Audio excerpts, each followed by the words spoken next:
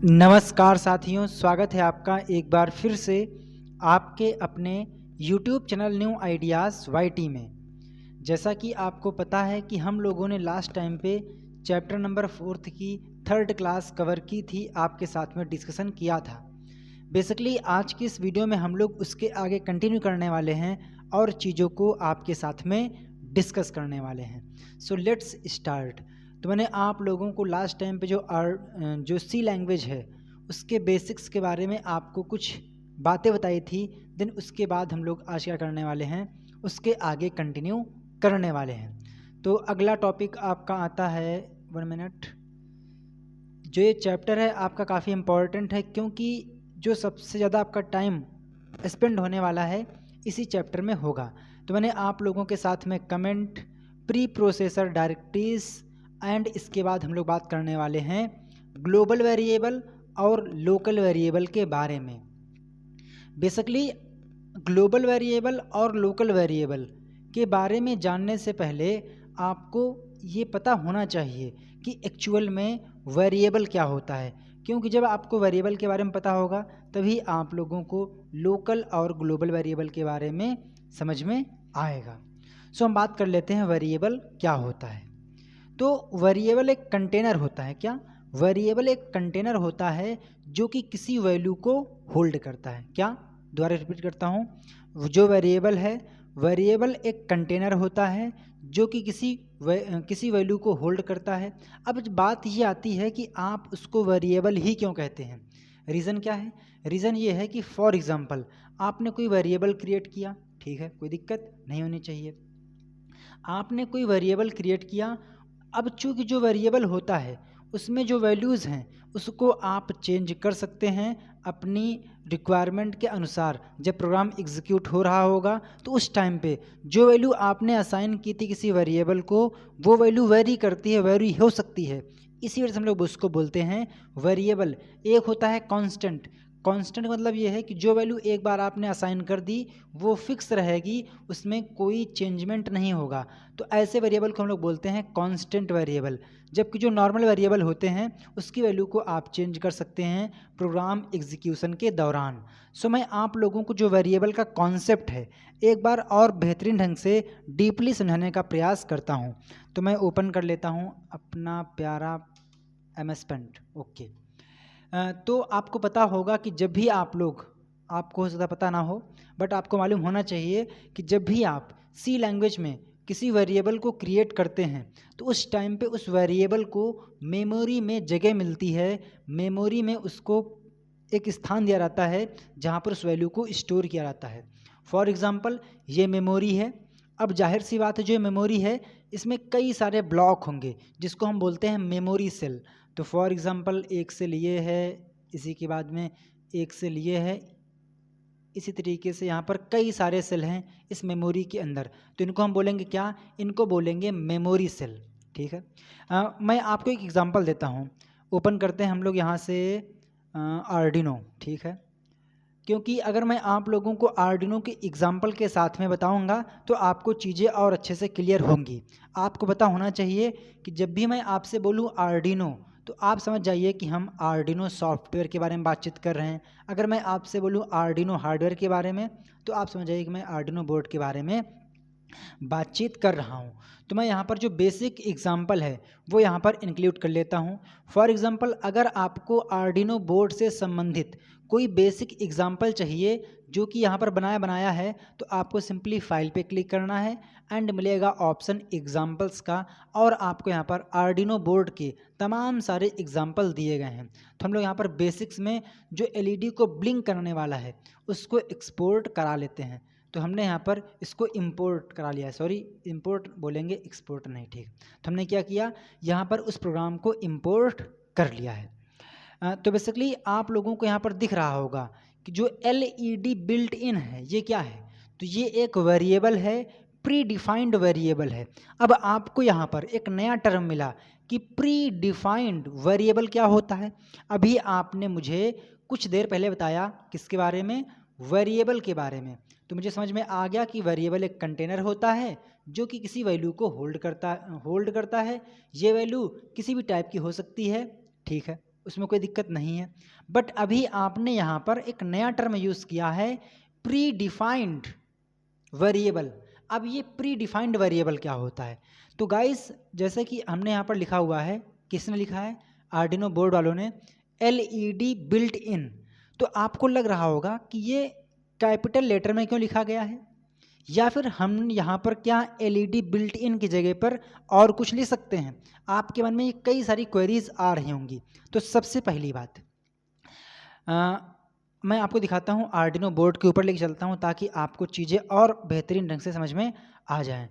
तो हाँ, इसी में दिया होगा आर्डिनो बोर्ड, पेज नंबर 17 यहाँ पर है, तो इसके ऊपर होगा। थोड़ा सा वेट कर लीजिए क्योंकि मैं चाहता हूँ कि आपको जो चीज़ें हैं बिल्कुल बेसिक से क्लियर हों। हालांकि 1 मिनट, हाँ ये आपको दिख रहा होगा, थोड़ा मैं इसको जूम कर लेता हूँ। ओके, अब सही है, थोड़ा सा और।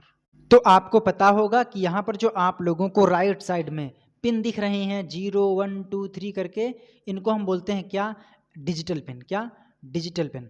जबकि जो आपको यहाँ पर साइड में दिख रही हैं A0 से लेकर A5 तक, ये आपकी होती हैं एनालॉग पिन। ठीक है, अब आपको एक बात पता होनी चाहिए कि जब भी आप लोग प्रोग्राम लगाते हैं आर्डिनो बोर्ड में LED को ब्लिंक करने का, और आपने एक्सटर्नल रूप से किसी LED को उसमें इंक्लूड नहीं किया है, तो उस टाइम पे जो आपका आर्डिनो बोर्ड है इसमें एक LED होती है, ये आपको दिख रही होगी यहाँ पर। थोड़ा इसको मैं रिमूव करता हूँ, मैं बात कर रहा हूँ इसकी।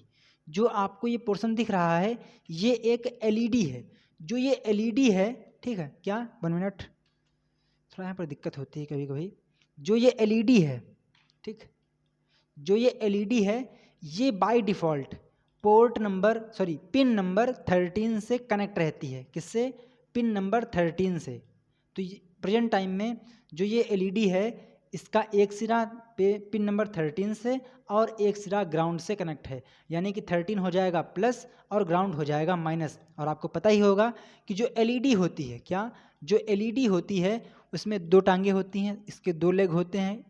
एक होता है पॉजिटिव, जो पॉजिटिव है उसका वायर बड़ा होता है और जो नेगेटिव होता है उसका वायर छोटा होता है। तो ये नेगेटिव हो जाएगा और ये पॉजिटिव हो जाएगा। तो जो पॉजिटिव है ये कनेक्ट है 13 से और जो नेगेटिव है ये कनेक्ट है ग्राउंड से। बेसिकली जब भी मैं आपसे कहूँ ग्राउंड के बारे में तो आप समझ जाइए कि मैं नेगेटिव पॉइंट की बात कर रहा हूँ। ठीक है, तो सर आपने मुझे यहाँ पर आर्डिनो बोर्ड की पिक क्यों दिखाई थी, इसका मोटिव क्या था? तो इसका मोटिव ये है कि जो ये पिन आपको दिख रही है, जो ये पिन है ये बाय डिफ़ॉल्ट पिन नंबर 13 से कनेक्ट होती है। अगर आप लोग LED ब्लिंक का प्रोग्राम लिख रहे हैं और आपने वहाँ पर पिन नंबर 13 का यूज़ किया है, तो इस केस में जो आपने LED एक्सटर्नल रूप से यहाँ से कनेक्ट की होगी वो भी ब्लिंक करेगी, साथ में ये LED भी ब्लिंक करेगी, क्योंकि ये पिन नंबर 13 से कनेक्ट रहती है। एक बात और कि अगर आपने किसी LED को पिन नंबर 13 से कनेक्ट किया है तो उस केस में आपको रेजिस्टेंस लगाने की आवश्यकता नहीं है। क्यों? क्योंकि बाय डिफ़ॉल्ट पिन नंबर 13 में रेजिस्टेंस इनबिल्ड होता है। इसमें जो करंट है वो एक कम्प्लीटली एक बोल सकते हैं कंट्रोल में फ़्लो होता है। तो अगर आपने पिन नंबर 13 से अपनी LED को कनेक्ट किया हुआ है तो आपको रेजिस्टेंस लगाने की आवश्यकता नहीं है। बट अगर आप इसके अलावा किसी अन्य पिन से कनेक्ट करते हैं तो उस केस में आपको रेजिस्टेंस लगाना होगा, वरना आपकी LED फ्यूज़ हो जाएगी। तो अगर मैं आपको कम शब्दों में बताना चाहूँ कि जो प्री डिफाइंड वेरिएबल है LED बिल्ट इन, इसका यूज़ क्या है, क्या इसको हम लोग ऐसे ही लिखेंगे? तो पहली बात कि जो ये आपको LED दिख रही है ये बाय डिफ़ॉल्ट पिन नंबर 13 से कनेक्ट होती है।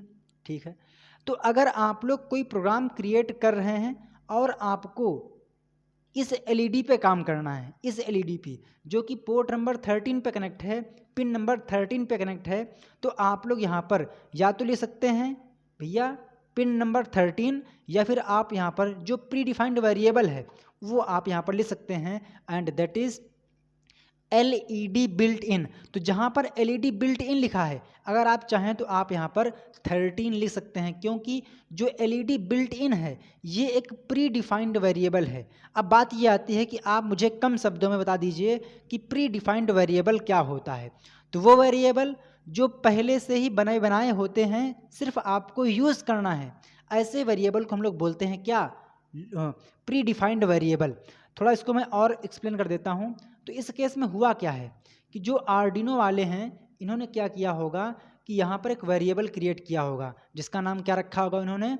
इसका नाम रखा होगा LED अंडरस्कोर बिल्ट इन, ठीक है, BUILTIN, ठीक है, बिल्ट इन। ध्यान दीजिए, ये आपको same to same as it is लिखना होगा अपने प्रोग्राम में अगर आप पिन नंबर 13 को यूज़ करना चाहते हैं। तो LED अंडरस्कोर बिल्ट इन, तो ये क्या है? ये एक प्री डिफाइंड वेरिएबल है, ठीक है। आपको मैंने दिखा दिया है कि जो ये LED है बिल्ट इन वाली, वो पिन नंबर 13 पे कनेक्ट है। तो इन्होंने क्या किया होगा? LED बिल्ट इन इस वेरिएबल की वैल्यू को बाय डिफ़ॉल्ट 13 से इनिशियलाइज कर दिया होगा। अब यहाँ पर आप लोगों को एक नया टर्म दिख रहा होगा, इनिशियलाइज। ये क्या होता है? तो जब भी आप किसी वेरिएबल के अंदर वैल्यू स्टोर करते हैं, असाइन करते हैं, तो उसको हम बोलते हैं इनिशियलाइजेशन, ठीक है। तो LED अंडरस्कोर बिल्ट इन क्या है? एक वेरिएबल है और इसकी वैल्यू क्या है? बाय डिफ़ॉल्ट 13 है। अब चूंकि जो वैल्यू है ये किस टाइप की है? तो ये है इंटीजर टाइप की। अभी मैं आप लोगों को कुछ टाइम के बाद में पढ़ाऊंगा डेटा टाइप। बेसिकली मैं आप लोगों को यहाँ पर एक्सप्लेन कर देता हूँ कि डेटा टाइप क्या होता है। अगर आप कोई लैंग्वेज पढ़ रहे होंगे लाइक C, जावा, तो इसमें आप लोगों को मिलता है डेटा टाइप। तो डेटा टाइप का मतलब ये है कि जो आप वेरिएबल क्रिएट कर रहे हैं, जिस वैल्यू के साथ में आप काम कर रहे हैं, वो वैल्यू किस टाइप की है? इंटीजर है, फ्लोट है, या फिर कैरेक्टर है, स्ट्रिंग है, एरे है, या फिर किस टाइप की है? तो डेटा टाइप यानी कि जो डेटा है उसका टाइप क्या है? इंटीजर का मतलब होता है होल वैल्यू, एक ऐसी संख्या जिसमें दशमलव यूज ना हुआ हो। तो आपको दिख रहा होगा कि जो 13 है ये एक होल नंबर है, पूर्ण संख्या है, क्योंकि यहाँ पर कोई भी दशमलव का यूज नहीं किया गया है। तो जो 13 है ये एक, इसका जो टाइप क्या कैसा होगा? इंट टाइप का होगा, क्योंकि ये एक पूर्ण संख्या है। तो यहाँ पर क्या आ जाएगा? यहाँ पर आ जाएगा इंट। ध्यान दीजिए, जो डेटा टाइप्स होते हैं उनको आप स्मॉल लेटर में लिखते हैं। तो हमने लिख दिया है int LED underscore built in और इसकी वैल्यू 13।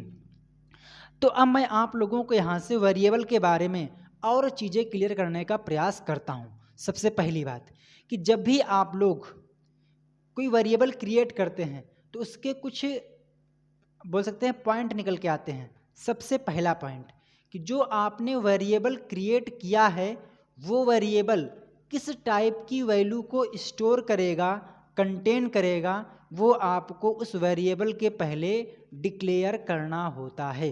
तो हमने यहाँ पर फॉर एग्जांपल इस वेरिएबल को मैंने बनाया है, तो मैंने क्या किया? इस वेरिएबल का जो डेटा टाइप है कर दिया है इंट। तो इंट क्या है? इंट है डेटा टाइप। किसका? इस वेरिएबल का। यानी कि जो ये वेरिएबल है ये सिर्फ और सिर्फ इंट टाइप की वैल्यू को ही कंटेन कर सकता है, ठीक है। जो आपने वेरिएबल क्रिएट किया है उसका कुछ ना कुछ क्या होगा? डेटा टाइप होगा, एंड आप उसमें उसी टाइप की वैल्यू को स्टोर कर सकते हैं जो उसका डेटा टाइप होता है, ठीक है। तो आप, अगर मैं आपसे कहना चाहूँ कि जो ये स्टेटमेंट लिखा गया है int LED built in equal 13, इसको आप एक्सप्लेन करके बताइए, तो आप बताएंगे सिंपल सी बात है कि जो ये इंट है ये है डेटा टाइप। क्या है? Data type. जबकि जो LED बिल्ट इन है ये क्या है? ये वेरिएबल का नाम है। क्या है? वेरिएबल का नाम। जबकि जो 13 है ये क्या है? ये इस वेरिएबल में स्टोर की गई वैल्यू है। तो पहले आएगा डेटा टाइप, उसके बाद वेरिएबल का नाम, देन इसके बाद उसकी वैल्यू। अब यहाँ पर हम बात कर रहे हैं वेरिएबल के बारे में, तो आपको पता होना चाहिए कि जब भी आप लोग वेरिएबल क्रिएट करते हैं तो उसके कुछ नियम होते हैं, कुछ रूल्स होते हैं। सबसे पहला नियम ये है कि जब भी आप वेरिएबल क्रिएट करेंगे तो वेरिएबल सिर्फ और सिर्फ जो आपके अल्फ़ाबेट्स होते हैं और अंडरस्कोर होता है, सिर्फ उसी से स्टार्ट हो सकता है। पहला रूल। नंबर 2, जो वेरिएबल का नाम है वो कभी भी नंबर से स्टार्ट नहीं होगा। फॉर एग्जांपल मैं थोड़ा सा बड़ा कर लेता हूँ। फॉर एग्जाम्पल हमने लिखा इंट वन राम या वन वैल्यू इक्वल मैंने कर दिया है 13। तो इस केस में जो ये आपने वेरिएबल क्रिएट किया है जिसका नाम है वन वैल्यू, ये गलत माना जाएगा, इनवैलिड माना जाएगा। क्योंकि मैंने आपसे कहा है कि जो वेरिएबल्स हैं वो कभी भी नंबर से स्टार्ट नहीं होंगे। अगला रूल ये है कि आप अंडरस्कोर के अलावा किसी अन्य चिन्ह, किसी अन्य सिंबल का यूज़ नहीं कर सकते हैं। तो फॉर एग्जांपल हमने लिखा इंट राजा डॉलर या एम्परसेंट कर दिया है, राजा एम्परसेंट इक्वल 45। तो इस केस में क्या माना जाएगा? ये भी हो जाएगा गलत। क्योंकि हमने यहाँ पर एम्परसेंट इस चिन्ह का यूज़ किया है जो कि अलाउ नहीं है। तो कहने का मतलब ये है कि जो वेरिएबल हैं वो ना तो नंबर से स्टार्ट होंगे, ना ही आप उसमें अंडरस्कोर के अलावा किसी अन्य सिंबल का यूज़ कर सकते हैं। और जो थर्ड रूल है कि आप वेरिएबल का नाम किसी कीवर्ड को नहीं यूज़ कर सकते हैं, यानी कि आप किसी कीवर्ड को एज आ वेरिएबल यूज़ नहीं कर सकते हैं। अब आपके मन में आएगा कि आपने मुझे बताया कि जो वेरिएबल हैं वो कभी भी नंबर से स्टार्ट नहीं होंगे, बात समझ में आ गई। वेरिएबल में हम अंडरस्कोर के अलावा किसी अन्य सिंबल का यूज़ नहीं कर सकते हैं, बात समझ में आ गई।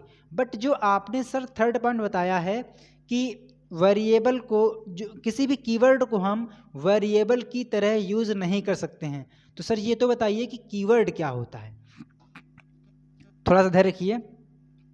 तो कीवर्ड क्या है? जितनी भी प्रोग्रामिंग लैंग्वेज हैं उन सब में कीवर्ड पाए जाते हैं। अब ये कीवर्ड क्या होते हैं? तो कीवर्ड एक स्पेशल वर्ड होते हैं जिसका अपना एक मीनिंग होता है और उनका यूज़ आप नहीं कर सकते हैं। जो वर्ड हैं उनका यूज़, जो उनकी वर्किंग है, फंक्शनलिटी है, वो पहले से ही कंपाइलर या फिर इंटरप्रेटर को पता होती है। अब चूंकि जो सी लैंग्वेज है इसके प्रोग्राम कंपाइल होते हैं, तो जो सी लैंग्वेज के कीवर्ड हैं, जो उनकी वर्किंग है, जो उनके फंक्शंस हैं, उसके बारे में कंपाइलर को पहले से ही पता रहता है। फॉर एग्जाम्पल जो आपको दिख रहा होगा INT, बेसिकली ये भी एक कीवर्ड है जो कि सी लैंग्वेज में पाया जाता है। तो बेसिकली जो इंट है ये बताता है कंपाइलर को कि भैया जो ये वेरिएबल है ये इंट टाइप का है। तो जो INT ये है ये एक कीवर्ड होगा सी लैंग्वेज में। इसके अलावा अभी आप लोग पढ़ेंगे इफ़ के बारे में, एल्स के बारे में, वाइल, फॉर, डू वाइल, है ना, switch, case, break, continue, int, float, ये सभी क्या हैं? ये सभी के सभी कीवर्ड हैं। तो आप इन वर्ड्स को वेरिएबल की तरह यूज़ नहीं कर सकते हैं। फॉर एग्जांपल हमने यहाँ पर लिखा है इंट इक्वल फ्लोट, FLOAT होगा, स्पेलिंग का बहुत ध्यान रखना है।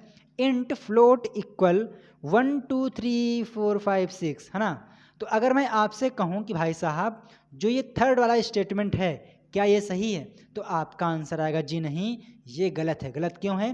क्योंकि हमने यहाँ पर जो वेरिएबल क्रिएट किया है जिसका नाम फ्लोट है, ये एक कीवर्ड है। तो मैं किसी भी कीवर्ड को एज आ वेरिएबल यूज़ नहीं कर सकता हूँ। तो मैं आप लोगों के साथ में एक बार जो वेरिएबल को डिक्लेयर करने के रूल्स हैं, नियम हैं, एक बार एक्सप्लेन कर देता हूँ। सबसे पहला रूल कि जो वेरिएबल हैं वो कभी भी नंबर से स्टार्ट नहीं होंगे। नंबर 2, जो वेरिएबल हैं उसमें आप अंडरस्कोर के अलावा किसी अन्य चिन्ह का यूज़ नहीं कर सकते हैं।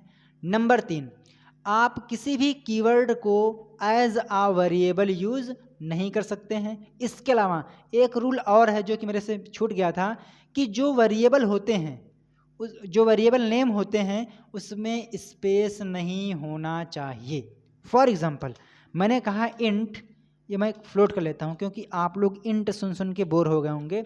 मैंने कहा फ्लोट रेडियस नहीं करते हैं, कर लेते हैं लेंथ, है ना। Length of square equal 14.5। क्या, लेंथ ऑफ स्क्वायर इक्वल 14.5। अगर मैं आपसे कहूं कि भैया क्या ये 4th नंबर का स्टेटमेंट सही है, तो आपका आंसर आएगा गलत। क्यों? क्योंकि जो वेरिएबल का नाम है ना, इसमें बीच में स्पेस आ गया है और वेरिएबल में स्पेस अलाउ नहीं होता है। तो अगर मैं यहाँ पर इसको ऐसे कर दूं तो ये सही हो जाएगा, या फिर मैं क्या कर सकता हूँ, इसके बीच में अंडरस्कोर का यूज़ कर लूँ तो भी काम बन जाएगा। तो ये एक वैलिड वेरिएबल हो जाएगा। तो ये आपका था वेरिएबल। मैंने आपके साथ में प्री डिफाइंड वेरिएबल और वेरिएबल के बारे में चर्चा कर ली है और मुझे आशा है कि आपको समझ में भी आ गया होगा। अब अगला टर्म आता है, हाँ तो मैंने आप लोगों को बताया था इसके बारे में, हाँ मेमोरी सेल के बारे में, ये छूट गया है। तो जब भी आप लोग वेरिएबल क्रिएट करते हैं तो उस केस में होता क्या है कि मेमोरी में उस वेरिएबल के लिए एक स्पेस अलॉट होता है, एक स्पेस आवंटित किया जाता है। फॉर एग्जांपल आपने लिखा int LED built in equal 13, तो इस केस में जो इंटीजर टाइप की वैल्यू होती है उसको स्टोर करने के लिए 2 बाइट की मेमोरी ऑक्युपाई होती है, 2 मेमोरी की जगह वो कवर करता है, 2 बाइट की, सॉरी। तो इस केस में क्या होगा, जो LED बिल्ट इन है ये क्या करेगा, फॉर एग्जांपल हमने मान लिया कि जो ये सेल हैं, जो ये मेमोरी सेल हैं, ये एक बाइट के हैं। अब चूँकि जो इंट टाइप की वैल्यू होती है वो 2 बाइट जगह कवर करती है, तो हमने यहाँ पर क्या कर लिए हैं, 2 सेल कवर कर लिए हैं। कलर कर लेते हैं रेड। तो फॉर एग्जांपल जो ये वेरिएबल था LED बिल्ट इन, इसको मेमोरी में यहाँ पर जगह मिली, ठीक है। तो होगा क्या, यहाँ पर जो ये वैल्यू है 13, ये स्टोर हो जाएगी इस 2 बाइट के मेमोरी सेल में, ठीक है। इतना हमने कर दिया, तो जो 13 वैल्यू थी ये यहाँ पे स्टोर हो गई। अब चूँकि जो मेमोरी है उस मेमोरी में जो मेमोरी सेल होते हैं, अलग अलग मेमोरी सेल का अलग अलग एड्रेस होता है। तो फॉर एग्जांपल जहाँ पे ये वैल्यू स्टोर हुई है, उदाहरण के लिए इसकी जो मेमोरी एड्रेस है वो है मान लीजिए 1005। तो 1005 क्या है, इस मेमोरी का एड्रेस जहाँ पर ये वैल्यू स्टोर हुई है। देन इसके बाद अब चूँकि आपने जो वैल्यू 13 स्टोर की है, इसे आपने LED बिल्ट इन इस वेरिएबल के अंदर असाइन की थी, तो जहाँ पर ये वैल्यू स्टोर होगी उसका एक लेबल बनेगा जो कि वेरिएबल का नाम होगा। तो हमने इसका नाम रखा था LED बिल्ट इन। तो LED बिल्ट इन, तो ये क्या हो जाएगा, बार बार स्पेलिंग मिस्टेक हो रही है, ठीक है। LED बिल्ट इन, तो ये क्या हो जाएगा, ये हो जाएगा इस वैल्यू का लेबल, इस मेमोरी का लेबल। तो मैंने आपको बता दिया है कि जब भी आप लोग वेरिएबल क्रिएट करते हैं तो उस केस में उस वेरिएबल को, उस वैल्यू को मेमोरी में जगह मिलती है और उस मेमोरी का कुछ ना कुछ एड्रेस होता है और उस मेमोरी का जो लेबल है वो वेरिएबल का नाम होता है। ये मैंने आपके साथ में एक्सप्लेन कर दिया है। तो कहने का मतलब ये है कि जो आर्डिनो बोर्ड में इनबिल्ट LED होती है वो पिन नंबर 13 से कनेक्ट होती है। अगर आप लोग उस बिल्ट इन LED को जो कि आर्डिनो बोर्ड पे अवेलेबल है उसका यूज़ करना चाहते हैं तो आप लोग यहाँ पर LED बिल्ट इन इसको लिख लीजिए, या फिर आप यहाँ पर 13 लिख लीजिए, तो भी आपका दोनों में कवर हो जाएगा। जो आउटपुट है वो सेम ही आएगा। तो मैं आप लोगों को इस प्रैक्टिकल को करके दिखाता हूँ एंड इसके बाद मैं आप लोगों के साथ में जो ये प्रोग्राम है इसके बारे में चर्चा करूँगा ताकि जो चीज़ें हैं आपको और अच्छी तरीके समझ में आ जाएं। तो करना क्या होता है, जो ये प्रोग्राम है इसमें कोई एरर नहीं होगी क्योंकि जो ये प्रोग्राम है ये आर्डिनो वालों की तरफ से दिया गया है। तो सिंपली आपको स्केच पे आना है।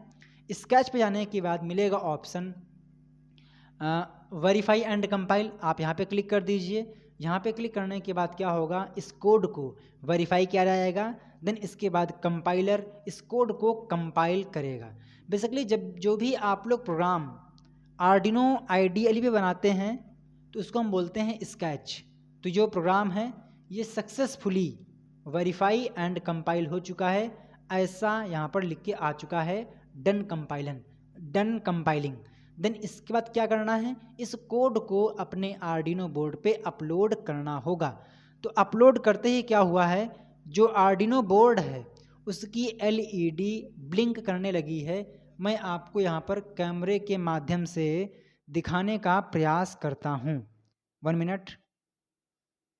दरअसल क्या है कि इस टाइम पे मेरे पास एक ही मोबाइल है। दिख रहा होगा कि जो आर्डिनो बोर्ड है उसमें 13 पिन पे जो एलईडी है वो ब्लिंक कर रही है। चूँकि यहाँ पर बाय डिफ़ॉल्ट टाइम दिया गया है 1 सेकंड का, तो यहाँ पर हर 1 सेकंड में लाइट, थोड़ा हंसी में कहता हूँ, लुप दुप कर रही है ना। कैसे कर रही है?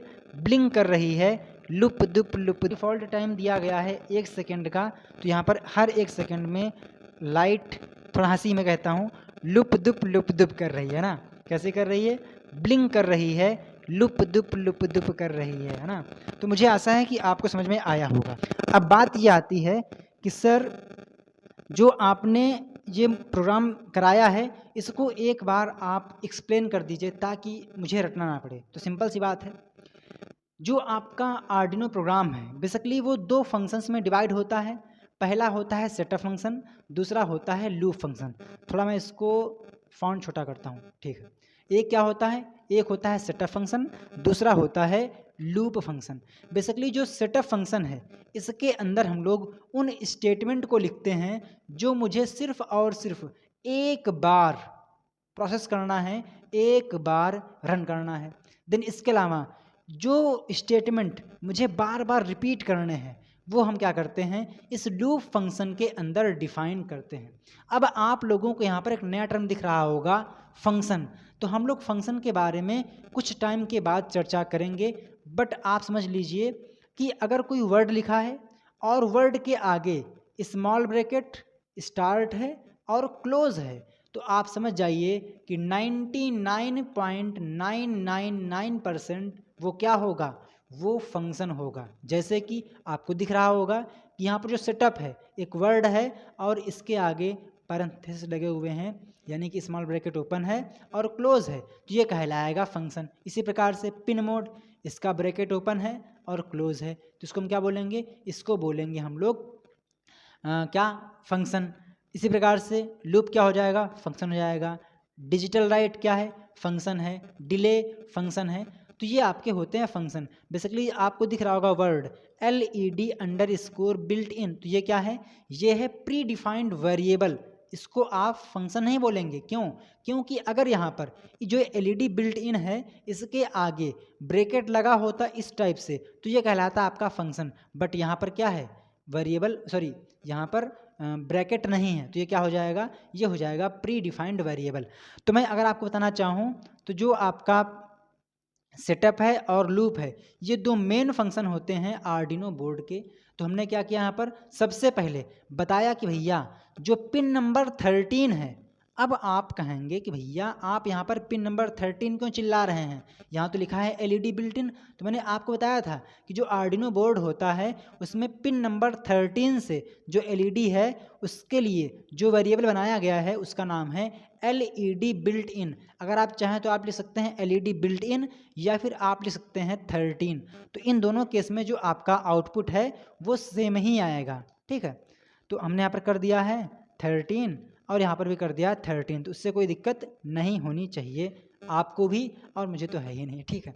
तो पिन मोड 13 कॉमा आउटपुट, इस लाइन का मतलब क्या है, इसका मतलब ये है कि हमने कहा है आर्डिनो बोर्ड से कि भैया जो पिन नंबर 13 है ना उस पर मुझे आउटपुट दिखाना है। तो आप इस बात को जान लीजिए। तो हमने यहाँ लिखा पिन मोड, कि पिन मोड क्या है 13 का, आउटपुट, कि मैं उसको आउटपुट की तरह यूज़ करने वाला हूँ, ठीक है, बता दिया हमने। देन इसके बाद हमने कहा किसकी, डिजिटल राइट से, कि भैया पिन नंबर 13 पे जो आउटपुट आप देने वाले हैं उसको आप हाई कर दीजिए। हाई का मतलब क्या है कि वहाँ पर 3.3 वोल्ट से लेकर 5 वोल्ट के बीच में करंट दी जाएगी। तो इस केस में क्या होगा, इस लाइन के एग्जीक्यूट होते ही पिन नंबर 13 पे 5 वोल्ट का एक सिग्नल जाएगा, ठीक है। तो इससे क्या होगा, जो वहाँ पर इक्विपमेंट लगा होगा, अगर आपने LED लगाई होगी तो LED ब्लिंक कर जाएगी, अगर आपने मोटर लगाई होगी तो मोटर चलने लगेगी। तो इस लाइन के एग्जीक्यूट होते ही क्या होगा कि जो पिन नंबर 13 है उस पर 5 वोल्ट का सिग्नल फॉरवर्ड किया जाएगा। देन इसके बाद जो कंपाइलर है वो जो कंट्रोल है वो इस लाइन पे आएगा। उसने देखा कि यहाँ पर क्या है, डिले फंक्शन है, वो भी 1000 मिली सेकेंड का। तो इस क्या करेगा, वो इस पिन में 5 वोल्ट का सिग्नल सेंड करने के बाद 1 सेकेंड का वेट करेगा। वेट करने के बाद कंट्रोल यहाँ पर आएगा। उसने देखा डिजिटल राइट पिन नंबर 13 को आप लो कर दीजिए, यानी कि जो पिन नंबर 13 थी उसमें मुझे लो सिग्नल यानी कि 0 वोल्ट की करंट सप्लाई करनी है। तो इस केस में जो पिन नंबर 13 है वहाँ पर लो का सिग्नल जाएगा, लो वोल्ट का सिग्नल जाएगा, यानी कि वहाँ पर 0 वोल्ट जाएगा। तो इस केस में जो एलईडी है या मोटर है वो बंद हो जाएगी। इसके बाद कंट्रोल यहाँ पर आएगा। इसने देखा डिले करना है 1000 मिली सेकेंड का, तो यहाँ पर 1000 यानी कि 1 सेकेंड का यहाँ पर डिले होगा, यानी कि 1 सेकेंड जो करंट है वो यहाँ पर इस पोर्ट में सप्लाई नहीं की जाएगी। तो इस केस में क्या होगा, ये लूप बार बार एग्जीक्यूट होता रहेगा। पहले एलईडी जलेगी, फिर बुझेगी, जलेगी, बुझेगी, यानी कि ब्लिंक करती रहेगी। तो ये आपका था प्रोग्राम।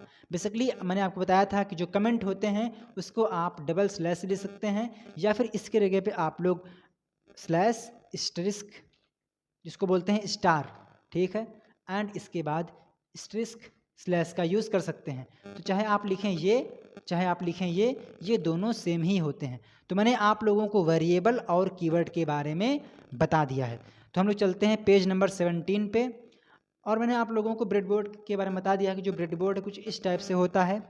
इसमें फॉर एग्जांपल आपने यहाँ पर करंट का वायर जोड़ा, तो इस केस में इस पूरे पॉइंट जो आपको दिख रहे हैं ये वाले, इन पूरे में आपको वो करंट मिलेगी जो आपने यहाँ पर दिया था।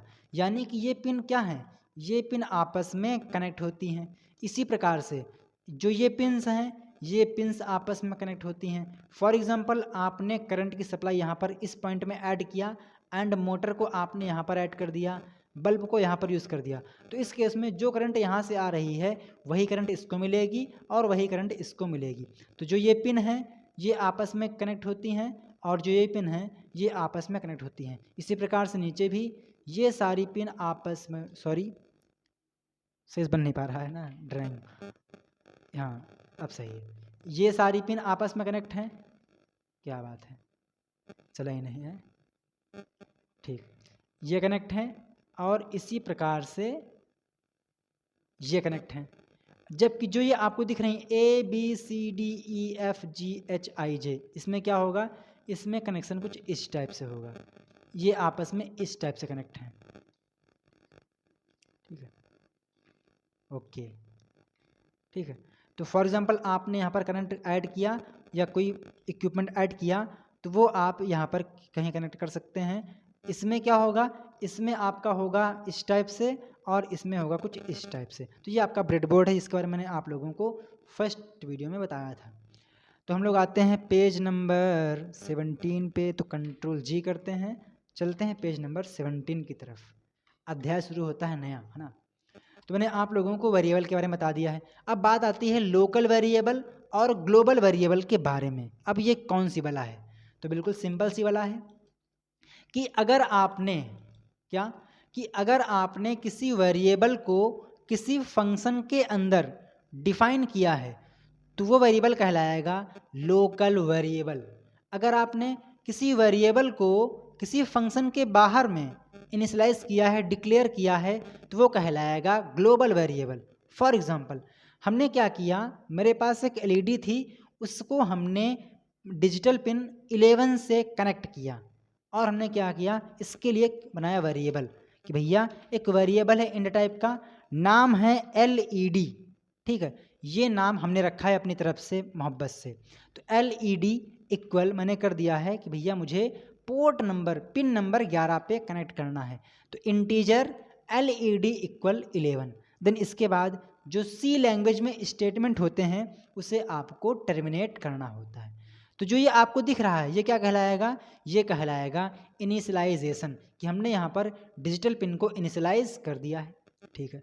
तो अब चूंकि जो ये इंट LED इक्वल 11 है इसे हमने इस फंक्शन के अंदर, नहीं समझे, तो आपको पता होगा कि यहाँ पर जो आप लोगों इसे हमने इस फंक्शन के अंदर क्या नाम है, सेटअप, इस फंक्शन के अंदर डिफाइन किया है, तो ये कहलाएगा क्या, ये कहलाएगा लोकल वेरिएबल। क्या कहलाएगा, लोकल वेरिएबल। अब बात ये आती है कि सर आपको कैसे पता चला कि जो ये वेरिएबल है ये इस फंक्शन के अंदर है, ये तो इससे बाहर है। ध्यान दीजिए, जब भी आप लोग सी लैंग्वेज में या फिर जावा में फंक्शन क्रिएट करते हैं तो फंक्शन के अंदर कौन कौन से स्टेटमेंट आएंगे उनको डिफाइन करने के लिए आप यूज़ करते हैं करली ब्रैकेट का। अब चूंकि हमने क्या किया, यहाँ पर एक फंक्शन है सेटअप फंक्शन, इस सेटअप फंक्शन की जो बॉडी है उसको हमने यहाँ से स्टार्ट किया और यहाँ से फिनिश किया। तो इस केस में जो ये एरिया है, थोड़ा मैं इसको करता हूँ हाईलाइट, जो ये एरिया है यहाँ से लेकर यहाँ तक की, जहाँ से इस फंक्शन की ब्रैकेट को ओपन किया गया है और जहाँ पर क्लोज किया गया है, इसके बीच के जो ये स्टेटमेंट हैं ये सभी के सभी इस सेटअप फंक्शन के अंतर्गत आएंगे। तो हम ये कह सकते हैं कि जो ये आपका वेरिएबल है एलईडी, ये आपने इस फंक्शन के अंदर बनाया है, तो ये क्या कहलाएगा, ये कहलाएगा लोकल वेरिएबल। और जो लोकल वेरिएबल होते हैं उनका यूज़ आप सिर्फ और सिर्फ उसी फंक्शन के अंदर कर सकते हैं, उस फंक्शन से बाहर नहीं कर सकते हैं। अब सर आप एक काम कीजिए, आपने बोला कि लोकल वेरिएबल को हम लोग सिर्फ और सिर्फ उसी फंक्शन के अंदर यूज़ कर सकते हैं, उसके बाहर यूज़ नहीं कर सकते हैं। इस बात को एक बार समझा दीजिए एग्जाम्पल से। बिल्कुल सिंपल है। मैंने क्या किया, एक एलईडी को डिजिटल पिन नंबर 11 से कनेक्ट किया और हमने यहाँ पर 11 नंबर पिन को एक वेरिएबल के अंदर असाइन कर दिया है। तो अगर जब भी मुझे इस पिन की आवश्यकता होगी तो मैं या तो लिख सकता हूँ 11 या फिर लिख सकता हूँ एलईडी, क्योंकि जो एलईडी है उसकी वैल्यू क्या है, 11 है। तो मैंने यहाँ पर क्या लिख दिया है कि भैया कि जो एलईडी के अंदर वैल्यू है एंड दैट इज़ 11, उसे मुझे आउटपुट की तरह यूज़ करना है। यानी कि जो एलईडी है उसका पिन मोड क्या रहेगा, आउटपुट। तो एलईडी का मतलब क्या है, 11, कि जो 11 डिजिटल पिन है उसको हमें आउटपुट की तरह यूज़ करना है।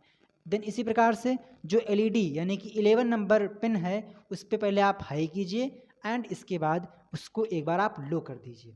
अगर मैं यहाँ से इसको कंपाइल करूँ तो यहाँ पर आएगी एरर, भैया त्रुटि आ गई है।